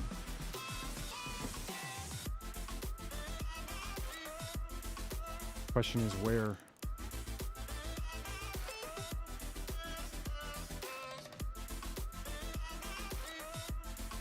No visual. It's like, I know I'm hearing them. I know I'm hearing the shots, but I don't know where. But yeah, I don't know. I think I'll probably end up getting back into, and I might even stream some of it. I might end up getting back into some of that like aim lab experience, so that way I can try and better my skills, just in general, in FPS, and see how much it can benefit me, how much it can benefit, you know, my snapshot capabilities, my tracking capabilities, how I can lock onto targets. Because I think that if I build the consistency of it and practice and practice and practice, and just like Kay had said, build the muscle memory, I think I'd be okay. But I think right now I'm actually making myself weaker by taking these like gaps. But it's also helping me to diversify and really grow my content value, grow what I offer, grow everything that I offer. Because like, you know, before I wasn't really playing a whole lot of PC, and I know PC is a little bit more of like a popular category. Not that I'm sitting here just trying to focus on it because it's popular. I enjoy it, but for whatever reason, I don't know why, but like PC players, PC streamers do better than console streamers, and it makes no sense to me. It's just the delivery. I mean, I guess that like in some way, shape, or form, you know, a viewer can see the difference, just even remotely enough that they can see the difference in the quality, that they're like, oh, this is a console. I don't think that that's the case for PUBG. I mean, this game has been, I have it on the lowest visual settings possible because that's the standard. Like pros play with no visual stuff because it doesn't make a difference. And like sometimes you can actually see people that you normally wouldn't be able to, simply because, you know, there's not any excess stuff in the way. All right, I'm gonna go check this out, I guess. I'm sick of waiting for this guy to come out of the middle of nowhere that I'm probably gonna run right into him. Is this a pan? Might as well pick the pan up.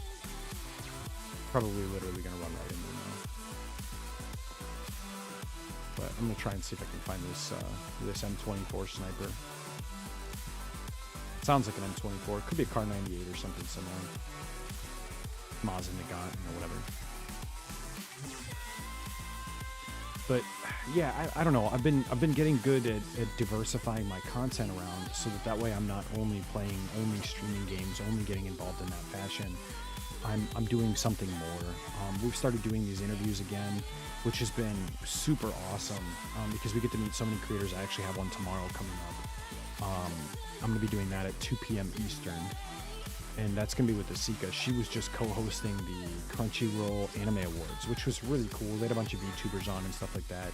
And that, I guess that's something else too, is like, I never really got into VTubing. Like, it just doesn't make sense to me. Like, why have another character? And I guess if like you have anxiety, or you're like agoraphobic, or you have, you know, I guess an aversion to wanting to stream with your real face, I guess it makes sense. I don't understand why it's trending. Like, it's trending more than I think that than people would put themselves in that position. Like, you know, like let's say because of mental health, or, you know, let's say, like an obstacle, like I said, almost like agoraphobia, or, fear of there's a name for it, but like fear of being on cameras, fear of being on screens, not like, photophobia, but, just fear of being broadcast, fear of being public, that kind of a situation. I'm sure that, there's enough people that are out there, but enough people that are out there that have an interest in streaming, have an interest in building a community, and then have some sort of mission in doing so.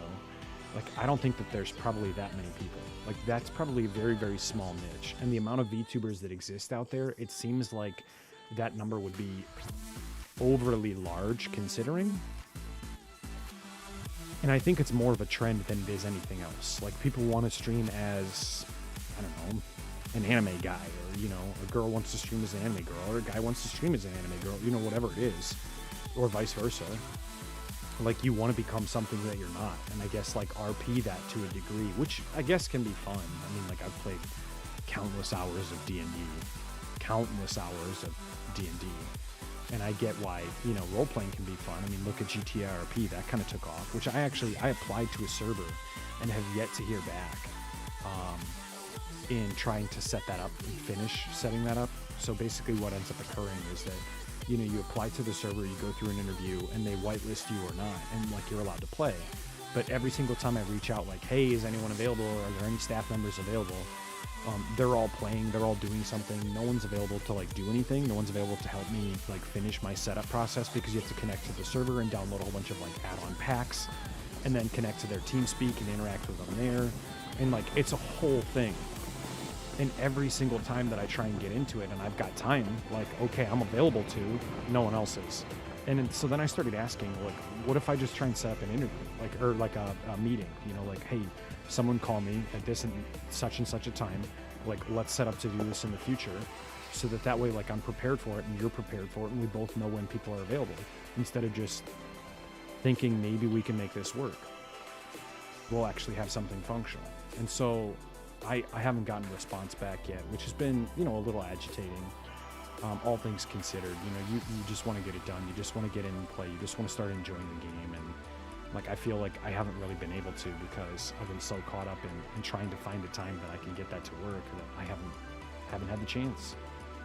Which is a little saddening, because, like, I know I have a lot of people that are on that server that I'm friends with that are on that server and play regularly, that do RP. And, like, I built this whole character around, like, what I wanted to do and how I thought that would be fun.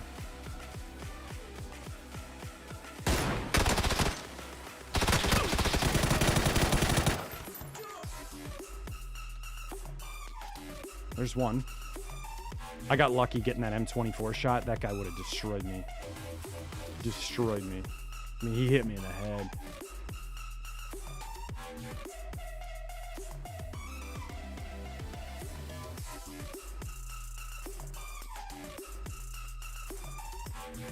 Alright, so I'm going to back off and go back east.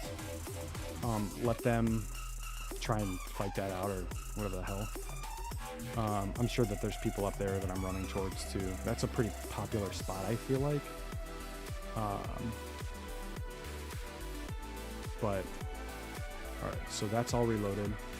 This is all probably going to get shot. I feel like a lot of times too, like right when I'm getting close to, popping an energy drink or something similar, like that's when I get tagged. I get pinged. But that's fine. I did good. Got a little shot in on that guy. Did a little damage. Do a little damage. Oh, hey, what's up? Avish, how are you? How have you been doing? I feel like I haven't seen you. I was just I was cleaning up down here the other day, and I found that gift card that I had written your name on, from our giveaway. And I was like, oh man, I haven't seen Avish in a little while, and I just started thinking about it. But it's good to see you. How have things been going? How's life? Hopefully you're not too caught up with any of the weather concerns or anything like that. I know a lot of people are having to deal with that right now. That whole thing with Texas is just, that's a whole fiasco.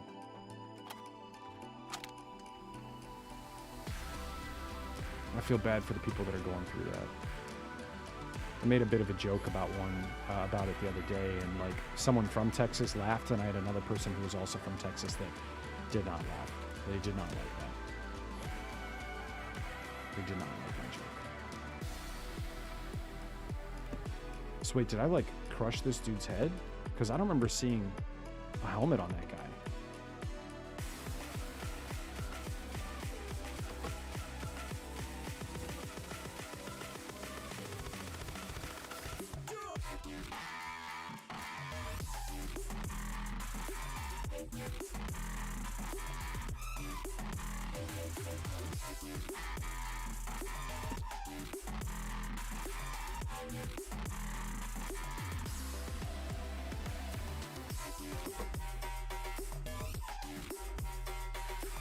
Nice. Nice. Alright, this is where I want to see what's happening. Okay. Don't like this. This is the part of my life that I don't enjoy.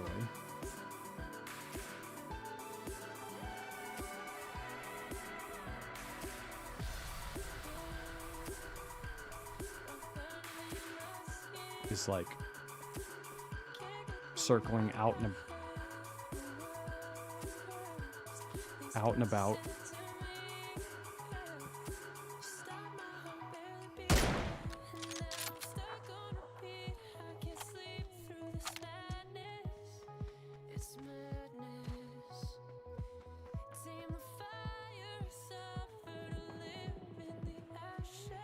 Could have sworn I heard something down here, like a shot on him.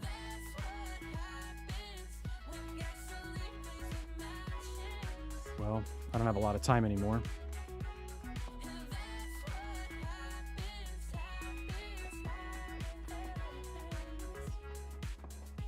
This is going to be ugly. Oh, it's not too bad. All right, so I'm like halfway to circle. I'm running up towards someone though. So that's peachy keen. Luckily only had water off for about 12 hours, but had power. Oh, okay. Yeah, that's not, I mean, like, that still sucks, don't get me wrong, but that's not terrible. I mean, there are a lot of people who are, like, struggling through some Shep right now. Oh, actually, I need that fresh level 2.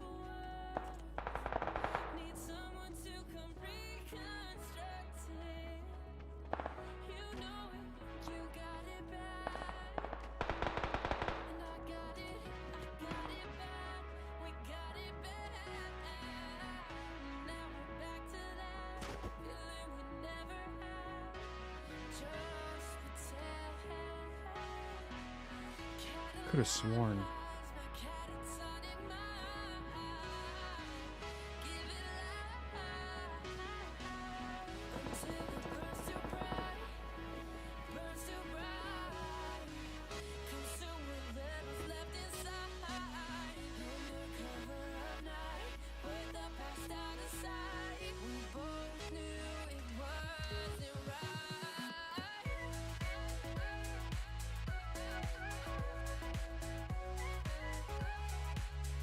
That looks like a person.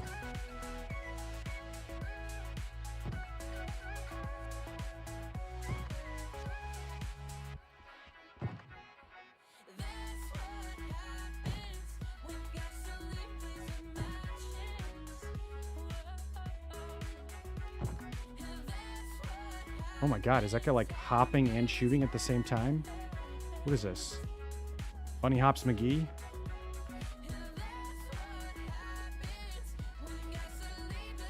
This guy's gonna like turn and burn on me, I know it.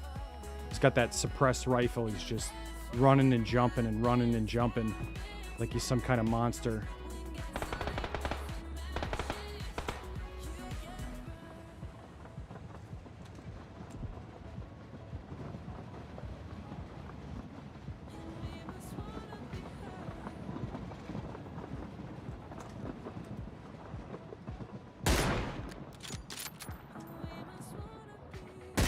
Oh my god, what?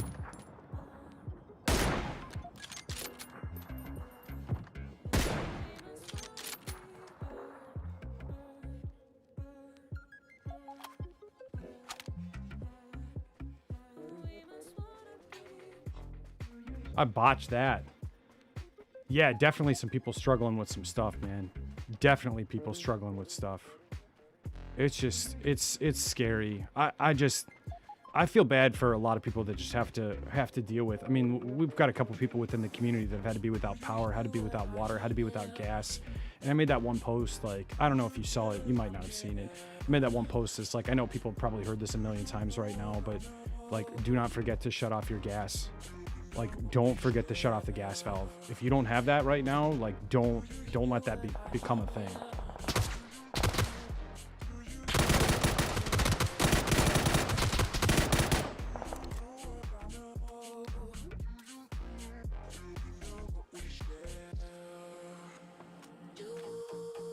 Don't let it become a thing that, you know, you're not prepared for it.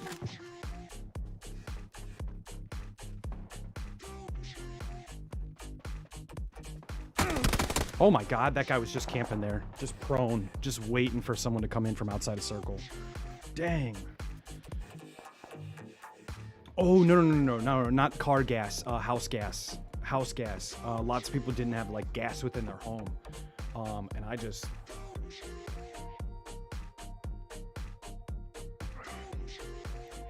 At least, unless like, I mean, I guess it's possible. I'm not familiar because I'm not from there. I'm just saying, like, a lot of people might need gas. Like, they have to go to a station to get that, to like refill, you know, like almost like propane. I don't know how all that works. You know, I suppose that's entirely possible. Dude, I've been seeing a lot of people using the Mini on the professional games. Like, you know, a lot of people using that, and it's really, really interesting. Like, I see a lot of AKs, a lot of M4s, and a lot of Minis. And maybe, like, I do okay with the Mini. It makes me think that I should use a Mini and see how I perform. Like, anytime that I see it, try and start to use it. I don't know. Which, thank you guys for the likes, by the way, on the video. It goes a long way. Obviously, if you're not subbed to the channel, we would love to have that support. We also have a Discord. If you'd like to join that, please feel free. We're still working on trying to make the YouTube content a little bit more engaging and, you know, like offer alerts, offer things like that show up. And I don't have any bots or anything like that for YouTube, which is my own fault. But I definitely want to make it more inviting and more fun, more rewarding for the people who are following, who are liking. I don't know how I can get that to all work because I want a bot that interacts on my side.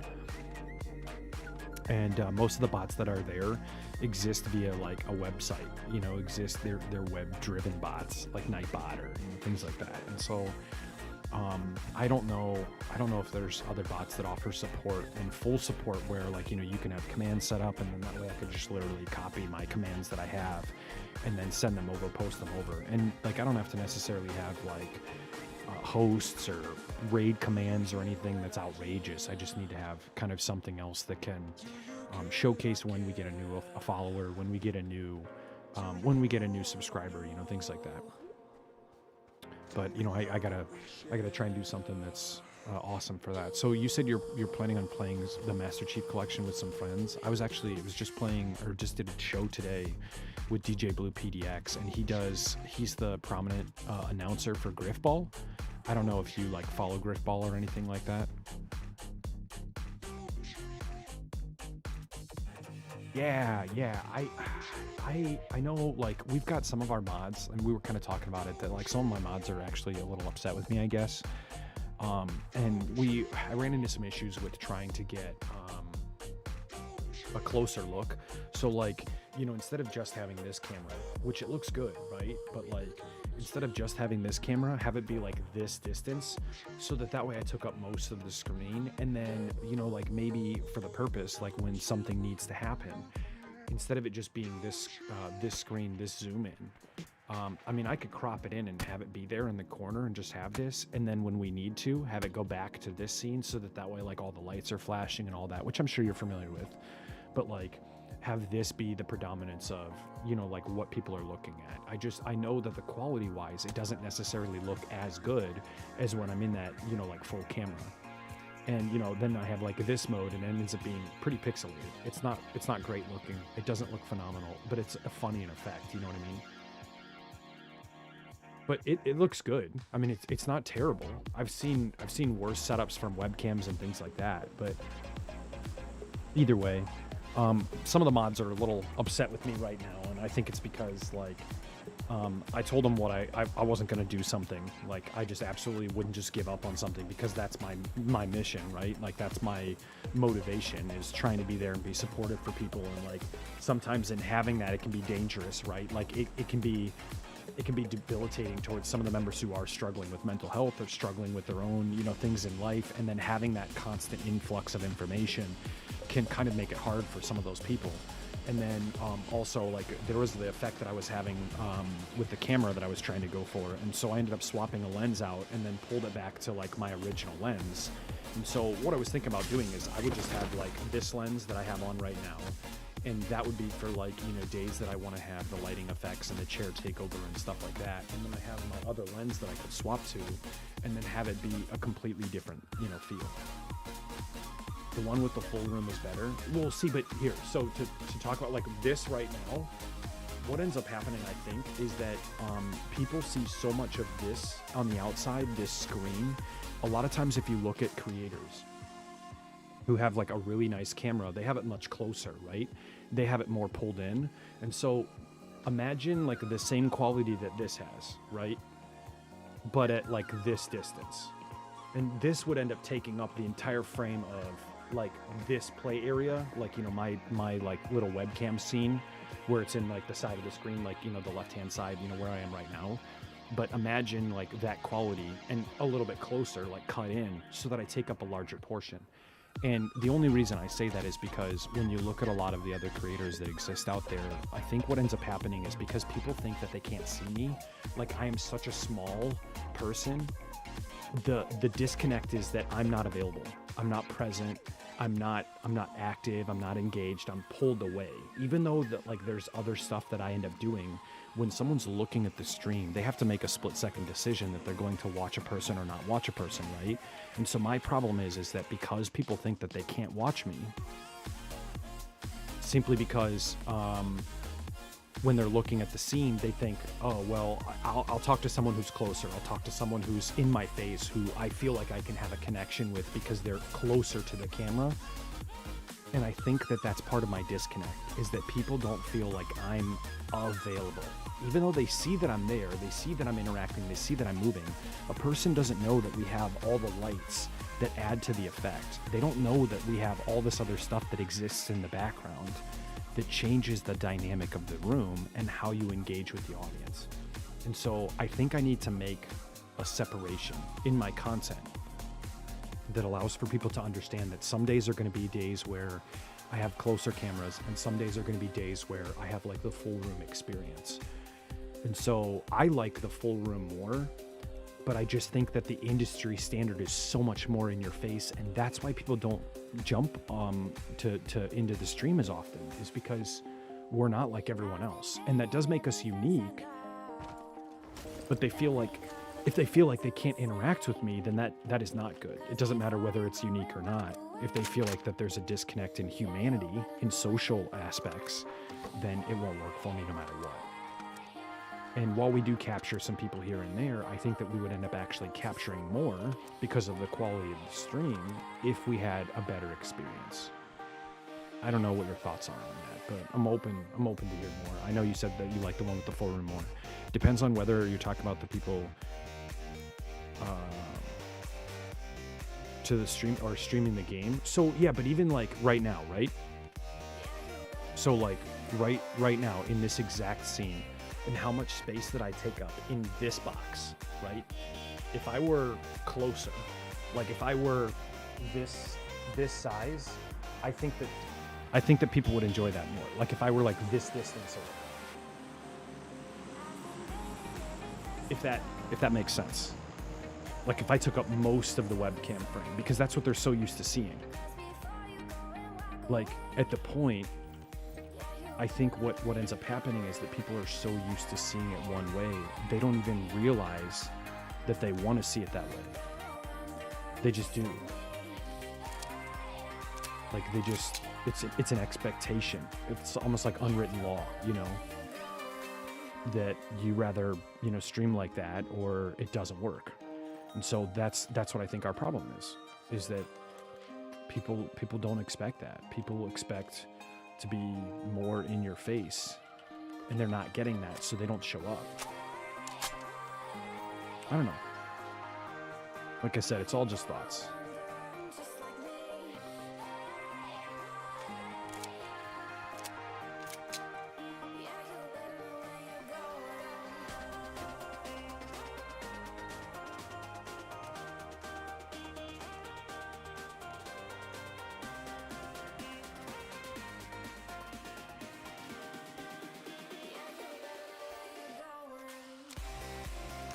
But I mean, I've always liked the way the camera's set up. I like the way our stream's set up. I like the way everything just kind of fits together and blends together.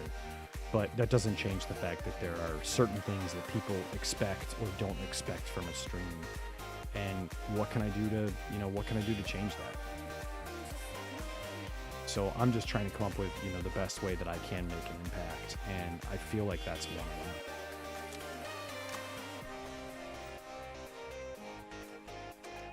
So I think what I'm saying is, like I was kind of talking about, is what I might do is have days where I stream, and it's driven towards like that mode of engagement, that style of engagement, that process, and then other days where I just do what I'm doing. Like right now, kind of like this, full room. Yeah. I mean, well, what I could do is I could just increase the size, and it would be the exact same process like I would be doing with this, but then the quality of the image drops. So, like, here's the problem that we're running into as well. If I change the size of the screen, then it affects what the camera looks like, and when we do our things called the chair takeover, then it creates a bit of a problem, because we've set up content with the intent to have an effect on the screen at any given moment. And basically it makes me disappear. But because of how we're running that image, then it takes me out of the scene, and the chair stays in the same we'll say visual parameters, right? Like the same ratio. But if I change my ratio where I cut the image in, then it'll also affect what the image looks like for the chair takeover, which we don't want. So I can physically change the lens, which is what I did originally. And I think it scared my friend, because he thinks that he wasted all of his time and that I changed something without asking him about it and just not coming to him when we could have come up with a solution that was better, even though everything was fine. I think it affected him, because like he thought like everything was broken, and I just put in all this work and you didn't even care to ask me about it. And so like I understand why he's aggravated, if that's why. I understand why he's aggravated. It's just, it's not what occurred. But so anyways, I can change the lens out, and it won't change the effect of the image. And if I do, like, I could disable, like literally disable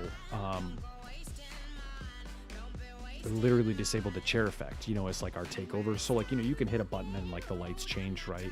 The same concept for the chair takeover is that you hit a button and then like I disappear from the scene for a minute, and then I come back and it just fades me right back in. And so we have all these set images that can literally transition from moment to moment. And if a person changed from blue to green or red or, whatever, it'll accordingly change as well. And it constantly does this.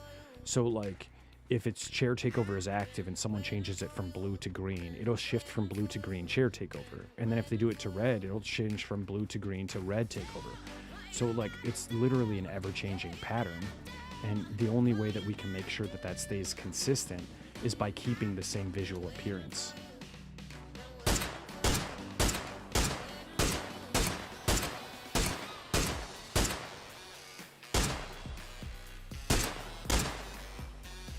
If we keep the same visual appearance. And so we've kind of set it up with that in mind. And I think, like I said, that's why he got aggravated, is because I broke that camera. I broke it. I swapped the lens right back out, and now it's fine. And so that's why I could literally take my other lens and put it on, and we wouldn't have to worry about it. It would work great. It would just be like, okay, this is all said and done. Everything's all good to go, We're all ready to go. And so that's where my mind is. That's where my brain is like, well, let's just make this happen. And then that way I can have a closer shot on days where I want to be more intimate. and a further shot when it doesn't necessarily matter and people are coming for the person. And so, like, there are some people who are in it for the gameplay and not necessarily for the interaction of the person. And I know, like, I mean, you've been around a while. You're probably here more for me than you are for what I'm playing, which, of course, I appreciate if that's accurate. But, I don't know. I'm just, you know, I'm always trying to come up with new ideas. I'm always trying to come up with something inventive. And he just created this beautiful system that works. And I think it just scared him because he thought that, like, I literally broke it. Which if you look at it without knowing the information, then it would have looked effed up, just completely destroyed. And then there was one scene too where he had set up a filter, and it applies to this scene but not this scene. And so that filter, when you go to hit the chair takeover button, my chair, it doesn't disappear. It literally removes me from the screen, because what's supposed to occur is that, like, the image is applied over the top. You know, I disappear, the image is applied over the top. And then once I disappear and the chair takeover's done, I come back. Well, because we haven't set that up on the other scene, if you hit that button, it would just look completely screwed over. Like, it would look broken. And so I started to think, like, maybe he had saw that it was, you know, he hit the button and the chair takeover didn't work because, like, I just disappeared and the chair image didn't show up, and that the lens was in tighter. And so it was just like, oh my God, everything's completely effed up, and I just wasted all my time, because he put in like 2 days work into it. And it was a lot of time. You know, he's like, this is like $400 to $800 worth of, you know, like labor, or, you know, whatever, depending on what I'm putting into it.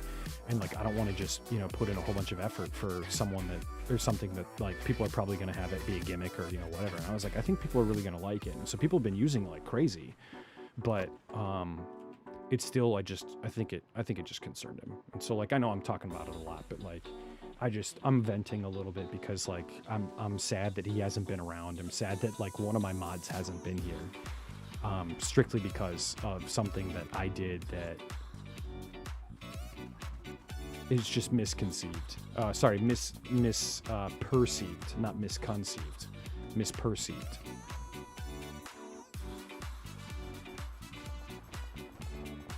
But I'm sure things will cool down. I'm sure things will, like, you know, be fine in the long run. I'm thinking that what'll end up happening is, like, he'll end up showing up and seeing that everything's fine, seeing everything that works, and then be like, okay, well, this is all right. Like, everything works, so we're good. But, like, he'll probably still be upset, just for a little bit. Wait, if that's not him, oh.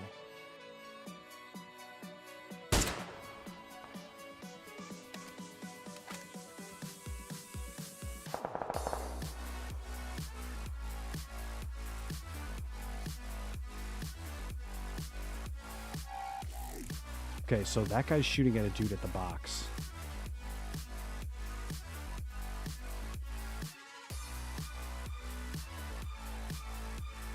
I feel like with all this noise, I've got a guy on my left who's just waiting for the opportunity, you know?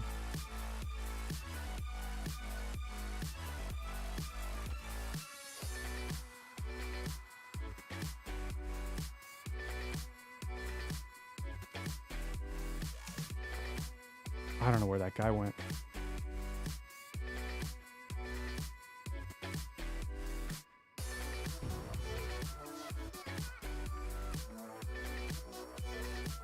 I don't know where he went. Misconstrued. Yeah, that's another word. Yeah, you could use that as well. Both those work. Both those work perfectly well.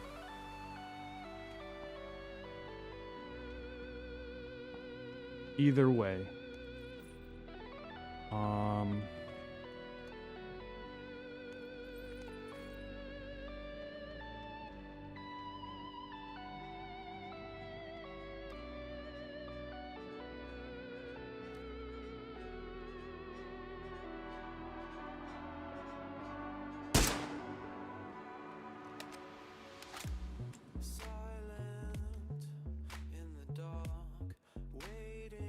Okay, so he's at the rock, waiting for an opportunity.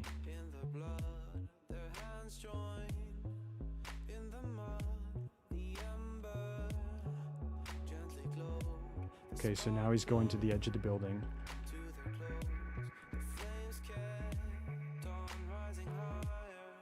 Oh, I can't see from there.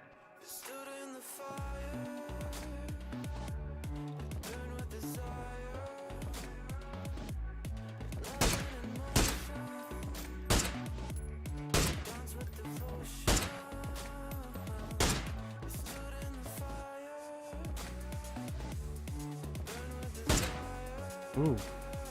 Did he die? Did he die?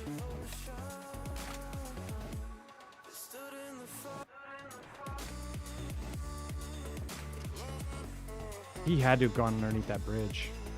He had to have gone underneath that bridge.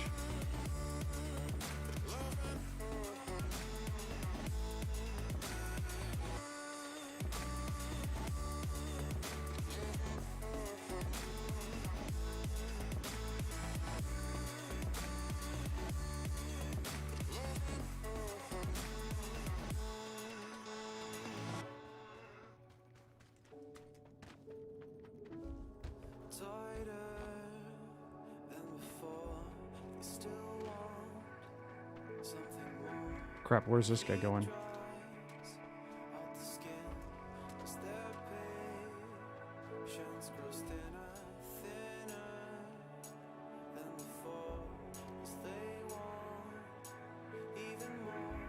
I'm worried about that sniper still.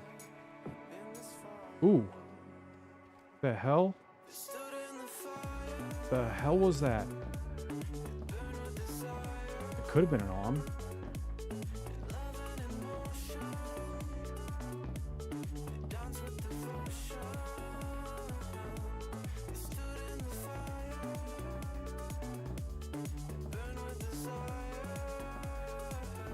Alright, I don't know where they're gonna end up, but... Do I have a secondary optic? Oh, I don't. I need more optics.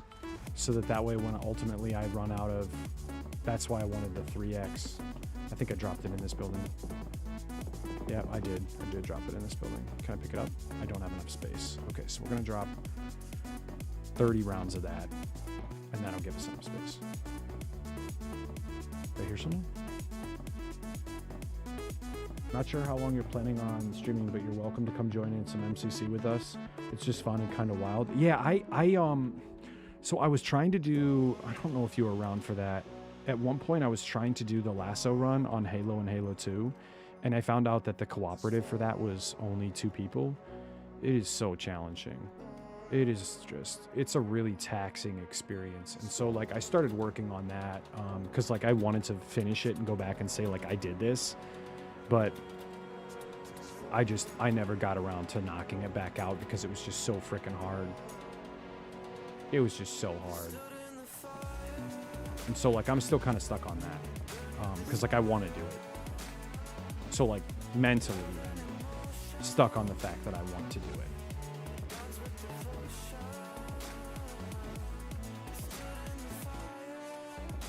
Alright, so I know I've got a guy dead ahead of me, like due north exactly.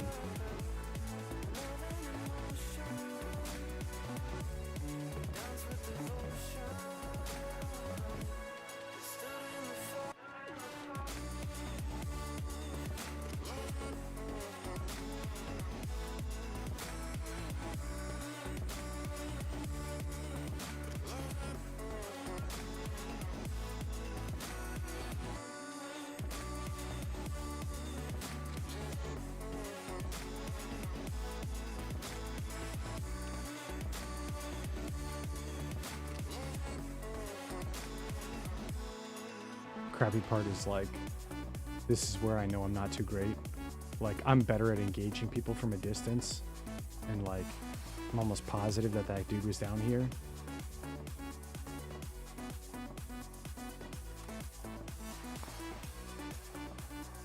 Yeah.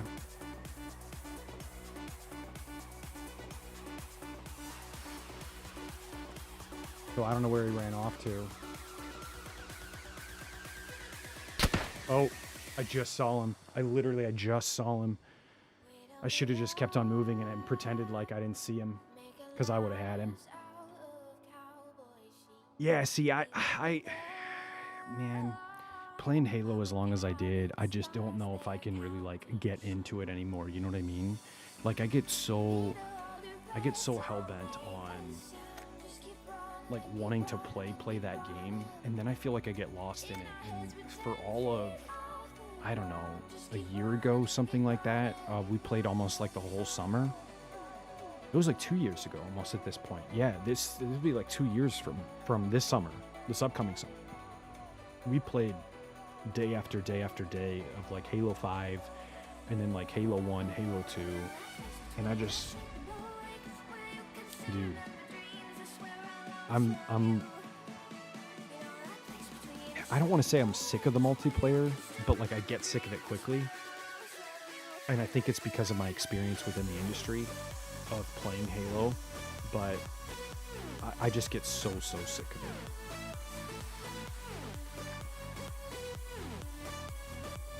And then it just gets aggravating to me. Like, I don't want to play it anymore. I'm done with it. I'm sick of playing it, you know, that kind of a thing.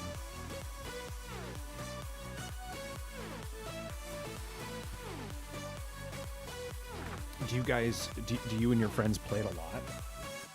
Because, like, it makes me wonder. I know that there are some people within our community that like playing Master Chief Collection and have played Master Chief Collection consistently enough. And I'm just wondering if we can find enough of an interest from within the community. Because if that's the case, then, like, I'll ask around. But, you know, I don't know. Does this have it on too? Yeah, this has got it on it too. I just wanted to see if both scenes had it on it. The one with the game screen and the one without it, you know. I didn't know if it had the chat window on both.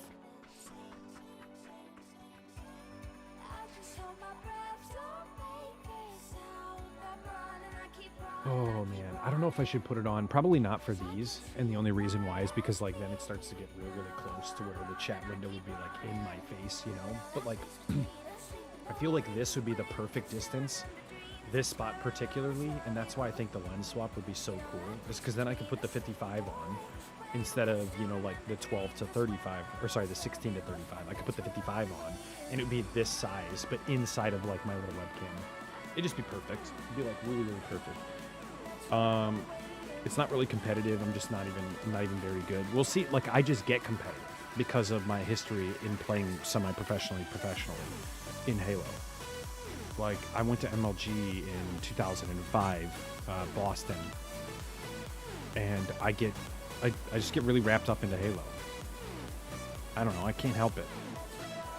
And then, so I get caught into it where, like, I want to play and I want to play and I want to play, and then, like, mentally I'm like, no, I'm better than this. I'm better than this. Like, I know I can shoot better than this. Like, just give me more time.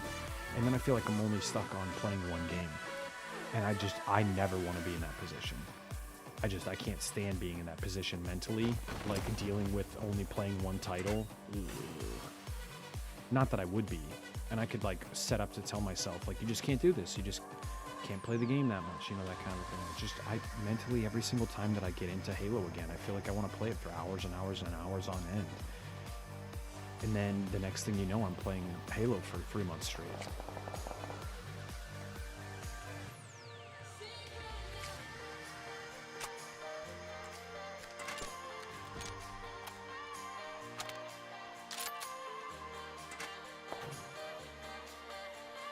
Oh, that was that one.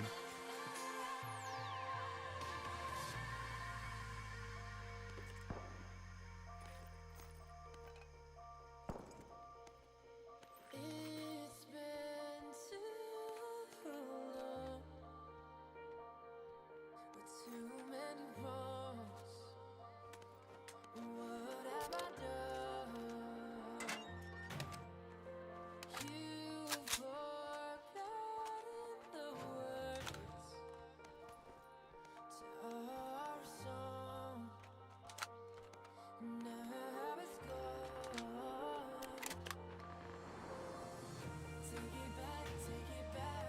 But, like, I know that's a me problem too, so, like, you know, Can't just sit there and like blame everyone else for that same situation. Like, it's my fault that I get so heavily engrossed into Halo. It's like, it's not like someone else made me or forces me to do it. I just do it. My issue. My consistent problem. Give me that sticky bomb. I wonder. I wonder if this is possible.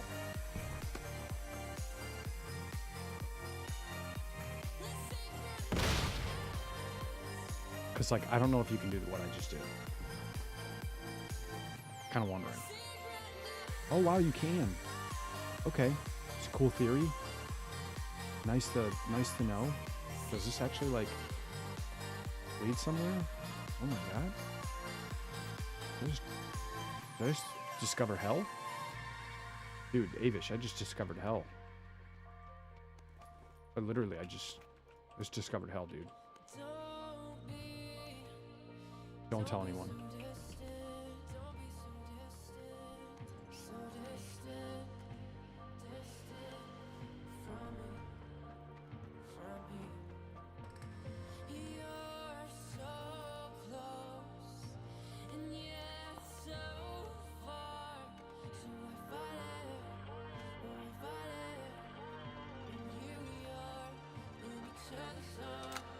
You know, fun speculation. What's the fun speculation? Don't tell me that this is blocked off too. Oh, it's blocked off too. Can I like beat it? Can I beat it off?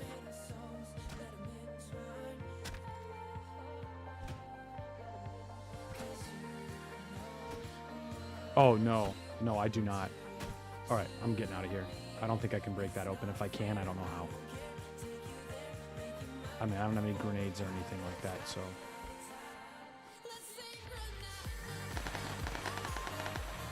Shit, that is right off to my left-hand side.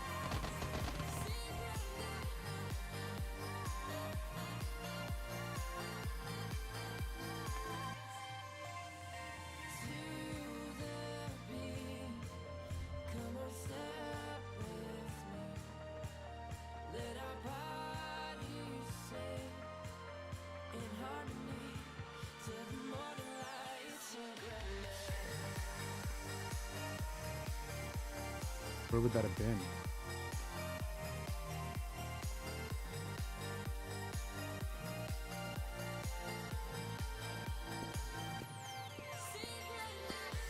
Where would this have been? Where is this person? That was next to me. Oh, they're right here.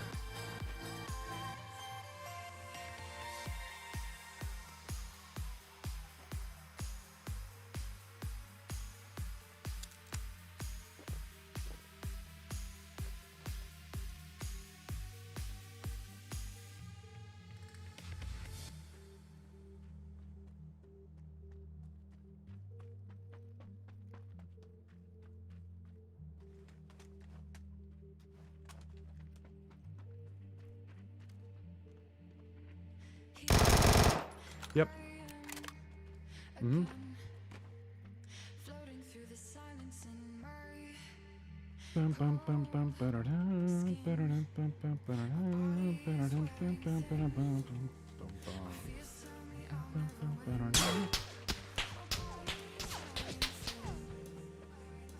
Okay.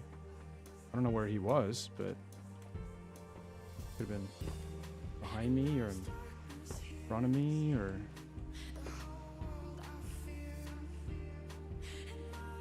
No idea where this person was. He hit my pan. How could he have hit my pan in front of me?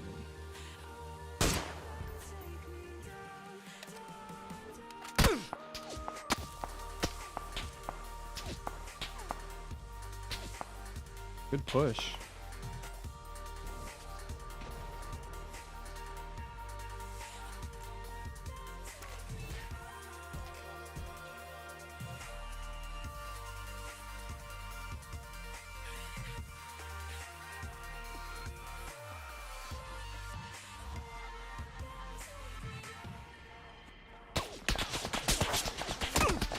Oh my god, dude.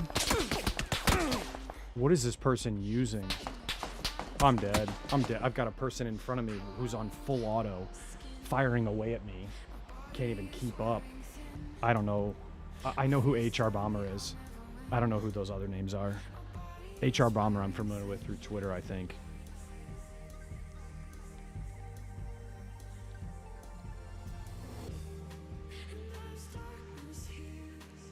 But I think I met HR Bomber through one of Stagger's posts, or like, you know, that extended community, I feel like, but I'm not 100% certain.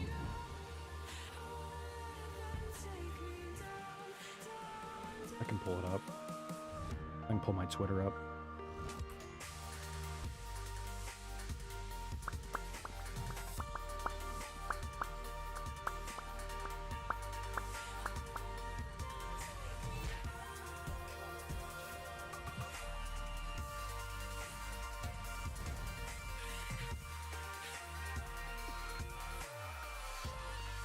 HR Bomber. HR Bomber. Yeah, we follow each other. I don't see his posts very often, that's for sure. I haven't seen like anything he's posted within the past like 2-3 weeks. Why? What's up? GB2B? I don't know that one. That one doesn't sound familiar. Is this person a snowman? Oh my god, that looks weird. I don't know why you would wear that into a match. That's obvious as hell.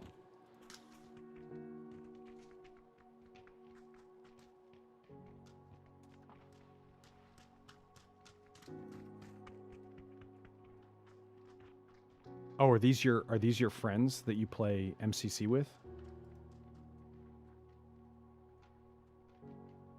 Get behind the badge? Is that them? No, that's some sort of organization. GBTB. Gaming behind the box? Yeah, I mean, it's followed by a lot of people that know me. Oh yeah, and followed by you, so that's probably them. Yeah, this is them. I see a lot of people, like, there's HR Bomber. There's tons of people here that, like, I'm in direct relation. Yeah, Dave follows them, Cyber Gunter. Okay. Gotcha. I'm like sitting here trying to figure it out, and it's like, oh yeah, no, there's all those names of people that follow them, and they follow these people too, and yeah, we can see the correlation here.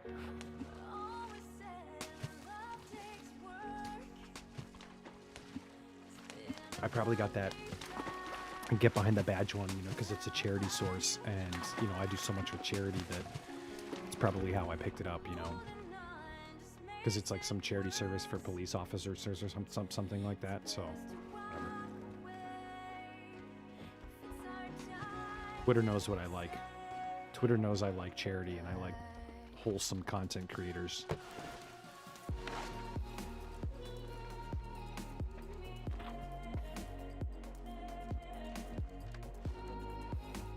Wait, can you actually make that jump without needing to grab onto the ledge?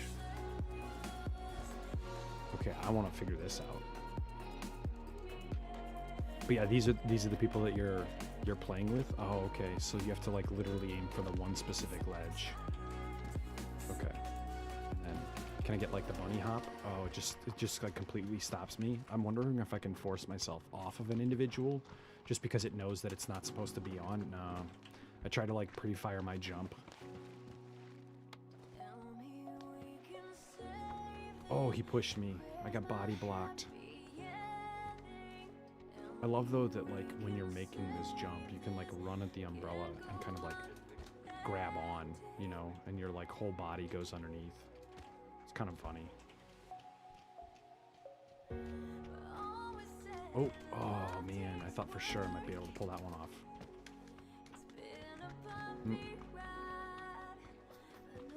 Must not be high enough. Nope, yeah, you can't make that one. I mean, I might be able to, like, with the umbrella, but I have to get, like, the perfect angle.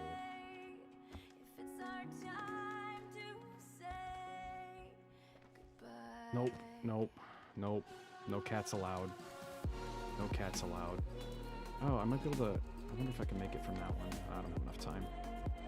I don't have enough time to make it. Alright, this will probably be my last one. What time is it? Yeah, 12:55. This is probably gonna be a short match anyways. I'm playing solos on Paradise or Sanhok. I like to drop Paradise Resort. I also used to drop Boot Camp, but for whatever reason, the way that they changed that, it just hasn't felt quite the same. The other one, I'm actually, you know what? I'm gonna try Ruins. I'm just gonna do something different, just a little different. It'll probably be the death of me. Solo drops on this map. People are better at this game than I am. They're probably gonna get there before I do.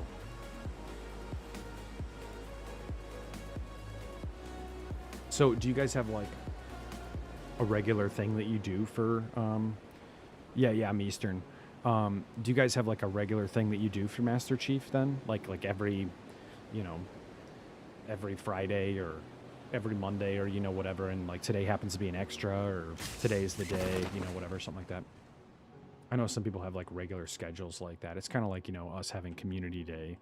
Like we have a Sunday and we try and play like big lobby games, which Sunday, I think I was talking about it a little bit. I don't know if you were here, if you might be joining us after the fact, but I was talking about swapping over to doing like DBD by comparison, because I feel like we have so many people who are interested in DBD as of late that that's just become like almost a huge focus for the community. Oh, this is terrible.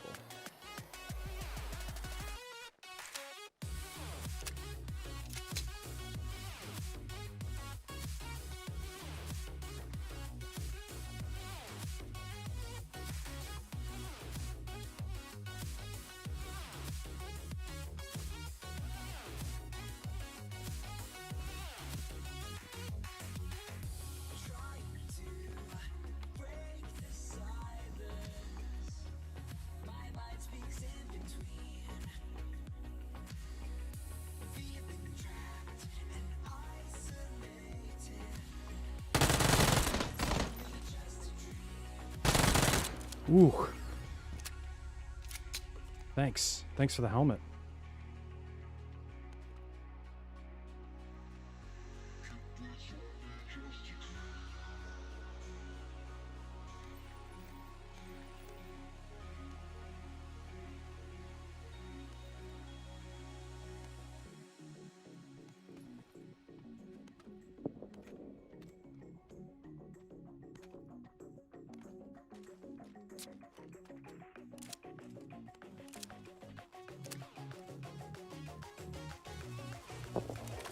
Every Friday after...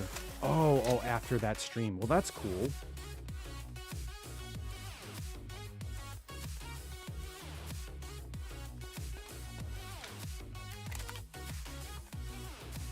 Wait, didn't I pick up one of those?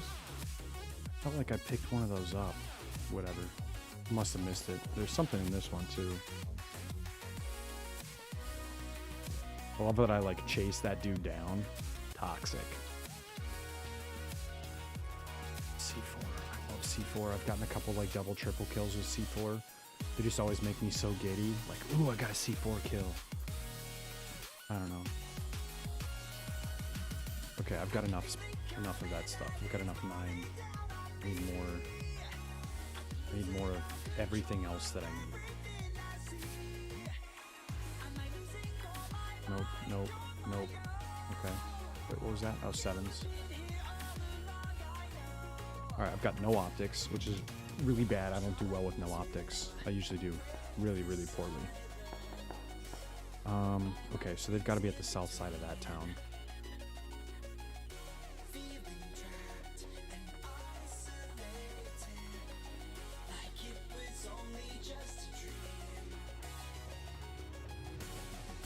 I'm just really no good with no optics. Like, I just can't aim. It's funny. Is that a comp? I need that. Okay.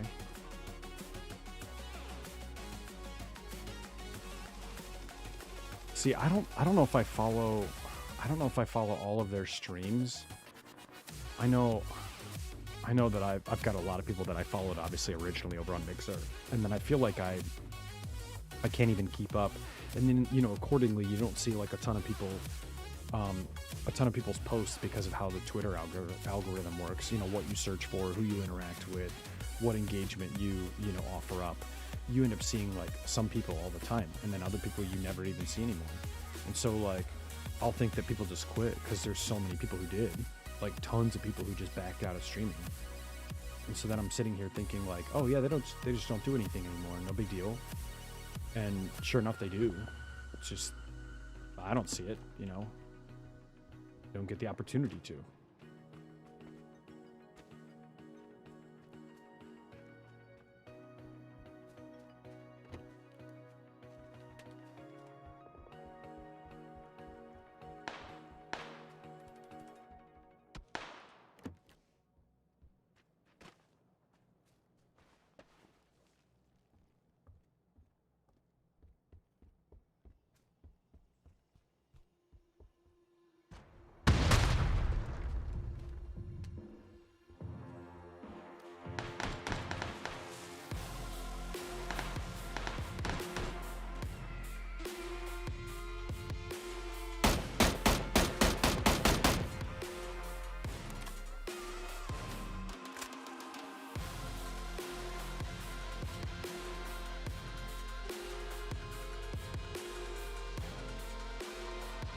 This guy's pretty solid. A lot switched to YouTube. I feel it. I think YouTube offers a whole lot of potential.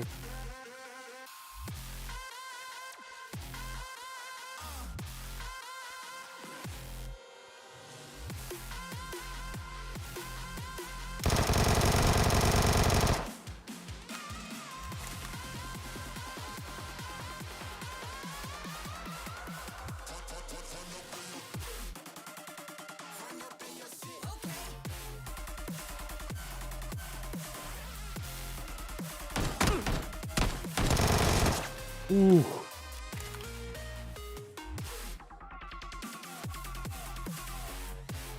Nope. Give me those bandages.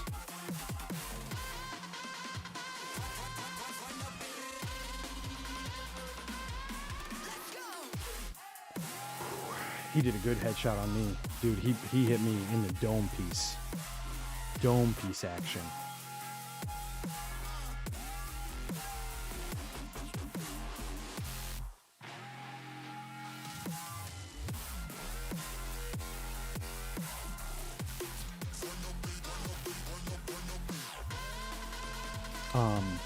But yeah, like you end up losing a lot of your friends, your content creators that you did enjoy, you did spend time with, you did interact with, and it's just, it feels terrible because then you literally feel like you've left someone behind. You've just said like, oh yeah, screw it, like I don't want you as part of my life anymore, which obviously isn't the case. It's just, you know, how the system works, how it wants to just remove you from interacting with specific people because you didn't interact with them regularly, whatever the case might have been. Like, you're no longer seeing those individuals. It's just, it's annoying as shit, dude. Annoying as shit. I wish it would just work, you know?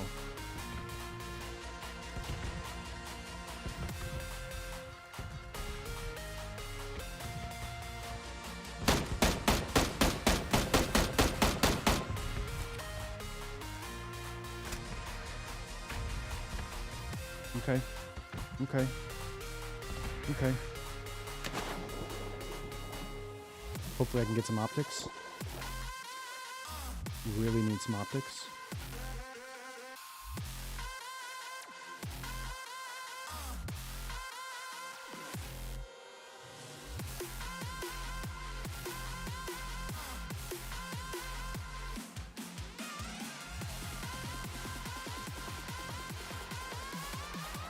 Got some optics.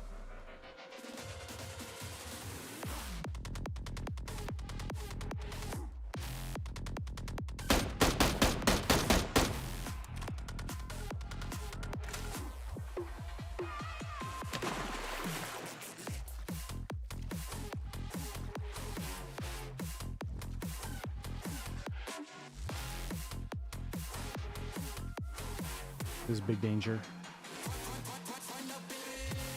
Big danger. Out in the open. In big danger. But yeah, YouTube, I feel like is... Oh, shit. I'm dead. What? What? What?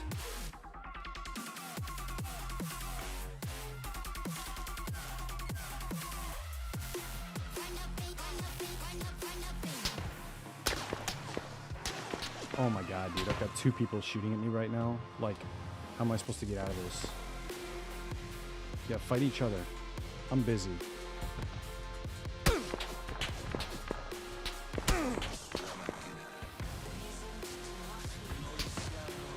Oh my god. Can I get a break?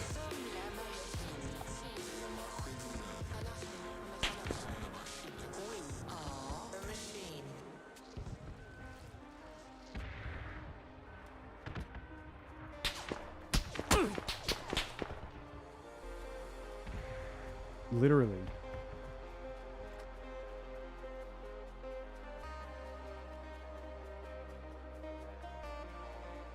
Can I just catch a break?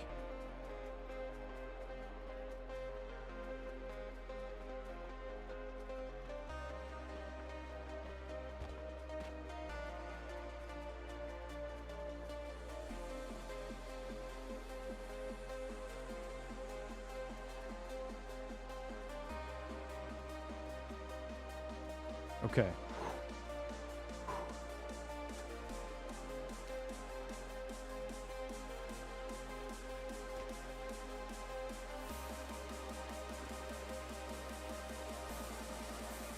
I need armor.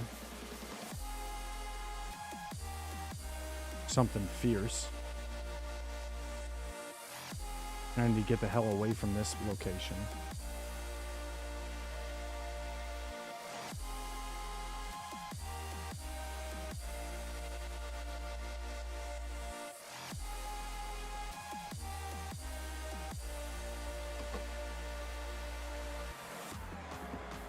The nice thing is I probably lost that guy. Like, most likely. But now I probably have someone new to worry about. You know, I mean, you always do, but like...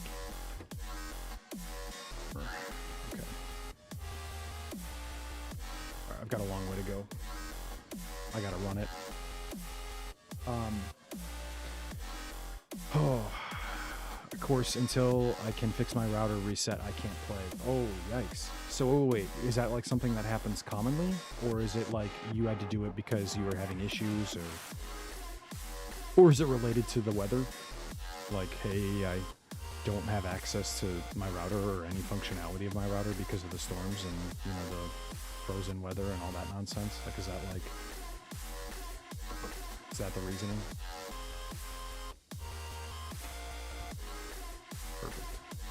Okay, so someone's been through here too. Well, that was some C4 or some something.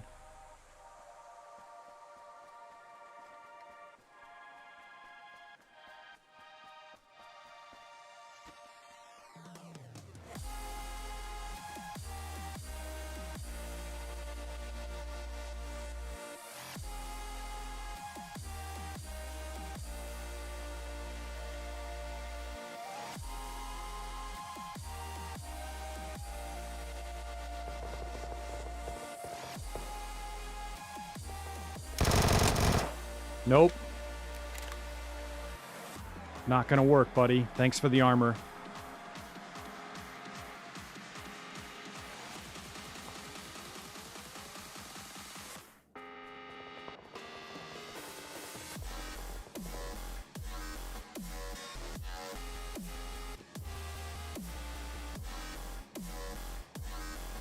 I can't believe I didn't hit that dude in the body.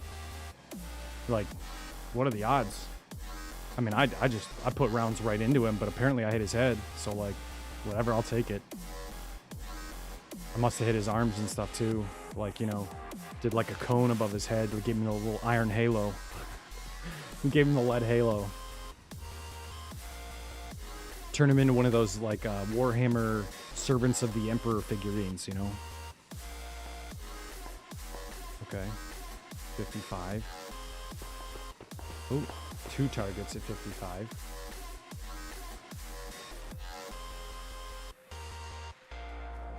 No visual on them. All right, so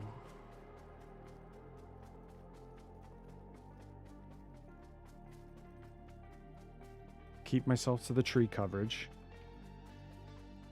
Probably because I'm on alpha skip ahead. Oh, you mean like for the console? I think I'm on that too. Thought I saw one over there, but apparently they must be just over the ridge.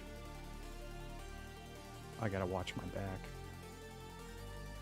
Thought I just heard someone.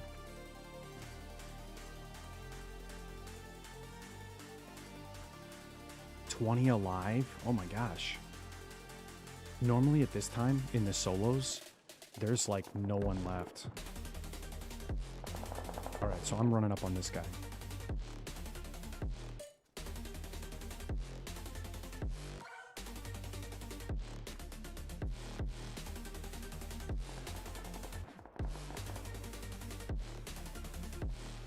I keep on hearing someone on my right.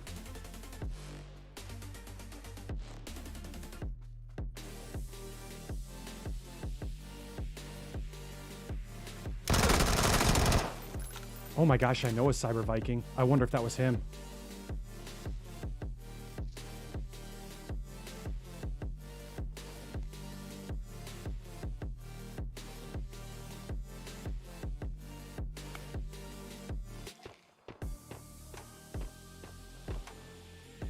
Okay, I need to go around that right flank and double check this corner. I know I've got people that I just made noise to that were in that back side. So I've got to get around this edge and clear out from a different direction. Make sure I maintain the element. Oh, ooh, there we go. The element of surprise. Maybe get an ambush on this guy.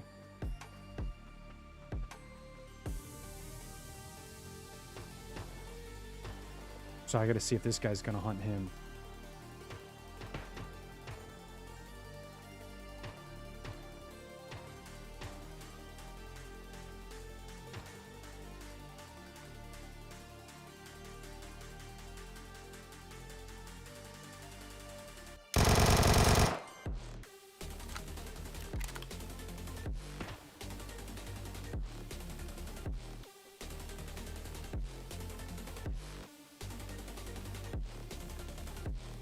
Okay.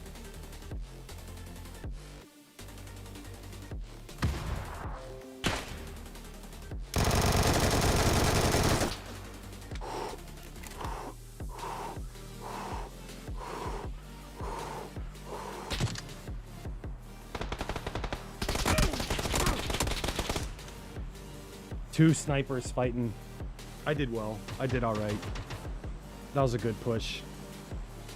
I probably could have tried to do something with that and then just started opening up and firing on those guys, but all things considered, I did okay.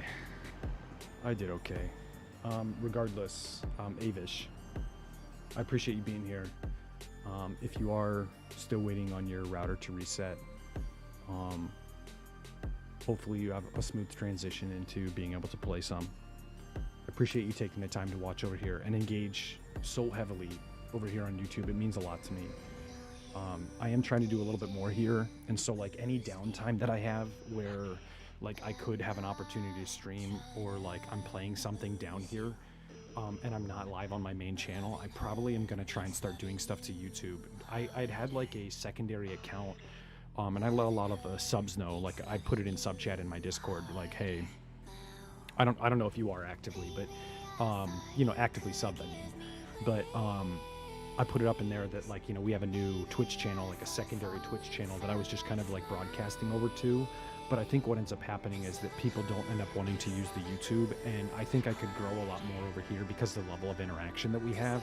I think it would take some time, but I really think YouTube's kind of booming, and like I'm already putting all my energy into Twitch and I'm not really getting a lot further. Like I'm not really shrinking necessarily, but I'm not really growing. And I think it's just because of my exposure level. I'm not really seeing a whole lot of other people. Like I'm seeing a lot of the same people and a lot of people that exist through other communities. And so what ends up happening is like I'm basically asking people, which of course I'm not directly, but I'm basically asking people to leave their content creator that they watch regularly to come watch me. There's only so many hours in the day. Like, you're gonna have overlap with a lot of creators. And so I think like having another platform, the great thing about this too is like the platform, having another platform through YouTube, it encourages more of my viewer base. And so like a lot of the issue that I have is that a lot of my viewer base is like working adults, lurkers, and things like that. And so we could maintain a lot of our viewership to be active and be here that we normally see. I mean, most of my streams, I'll sit there and I'll finish out a day on Twitch with 50, 60 some odd people and only have like 20 viewers. And I know there's probably like 12 to 13 bots in my channel. So like, even if you say like 50 to 60, and I drop that down to like 40 or 50, I think that there's more of a benefit for me being here then and growing because of the people who are willing to support but can't necessarily always be active. And I don't think that they should be punished for that. I don't think that anyone should be punished for the time that they can put in. And then if they have to go do something else, they have to go watch their kid, or they have to go make dinner for their family, or whatever, like I constantly hear from our community. I don't think I ever go out of my way to make people feel bad about it. I don't think I even have unintentionally made people feel bad about it, but I'm sure that people psychologically feel bad because they know that they believe in the message, they believe in our community, and they want to support in a way that they can, and then accordingly they can't, they can't be there, and so they feel bad. And so I think YouTube offers a solution that's unique to me because of how viewership works. And the fact that lurking is something that's applicable, whereas on Twitch, it just, the entire system just gets rid of it. So like, I'm a little bit more excited about being here on like my downtime or off hours that aren't normal to what I'm doing on Twitch. I'm still gonna maintain that, but I think I'm gonna spend more time here on YouTube. But regardless, I hope you have a really, really great night. I hope you have a fantastic time, and of course, I'm more than happy to have you here. Thank you so much for your investment, your donation of your time to what I'm doing, and I really appreciate it. Regardless, I hope you have a good day, and I hope you really, really enjoy playing as well today in some Master Chief Collection with your friends, and have a great night. And anyone else that's out there too, thank you for being here. If you were lurking or watching or hanging out with us, I do appreciate it. Much love, stay safe out there, and we'll catch y'all soon. Tomorrow, interview with Asika, live at 3 p.m. Live at 2 p.m. Eastern, right on my Twitch channel. We're going to be interviewing her for an outstanding and wonderful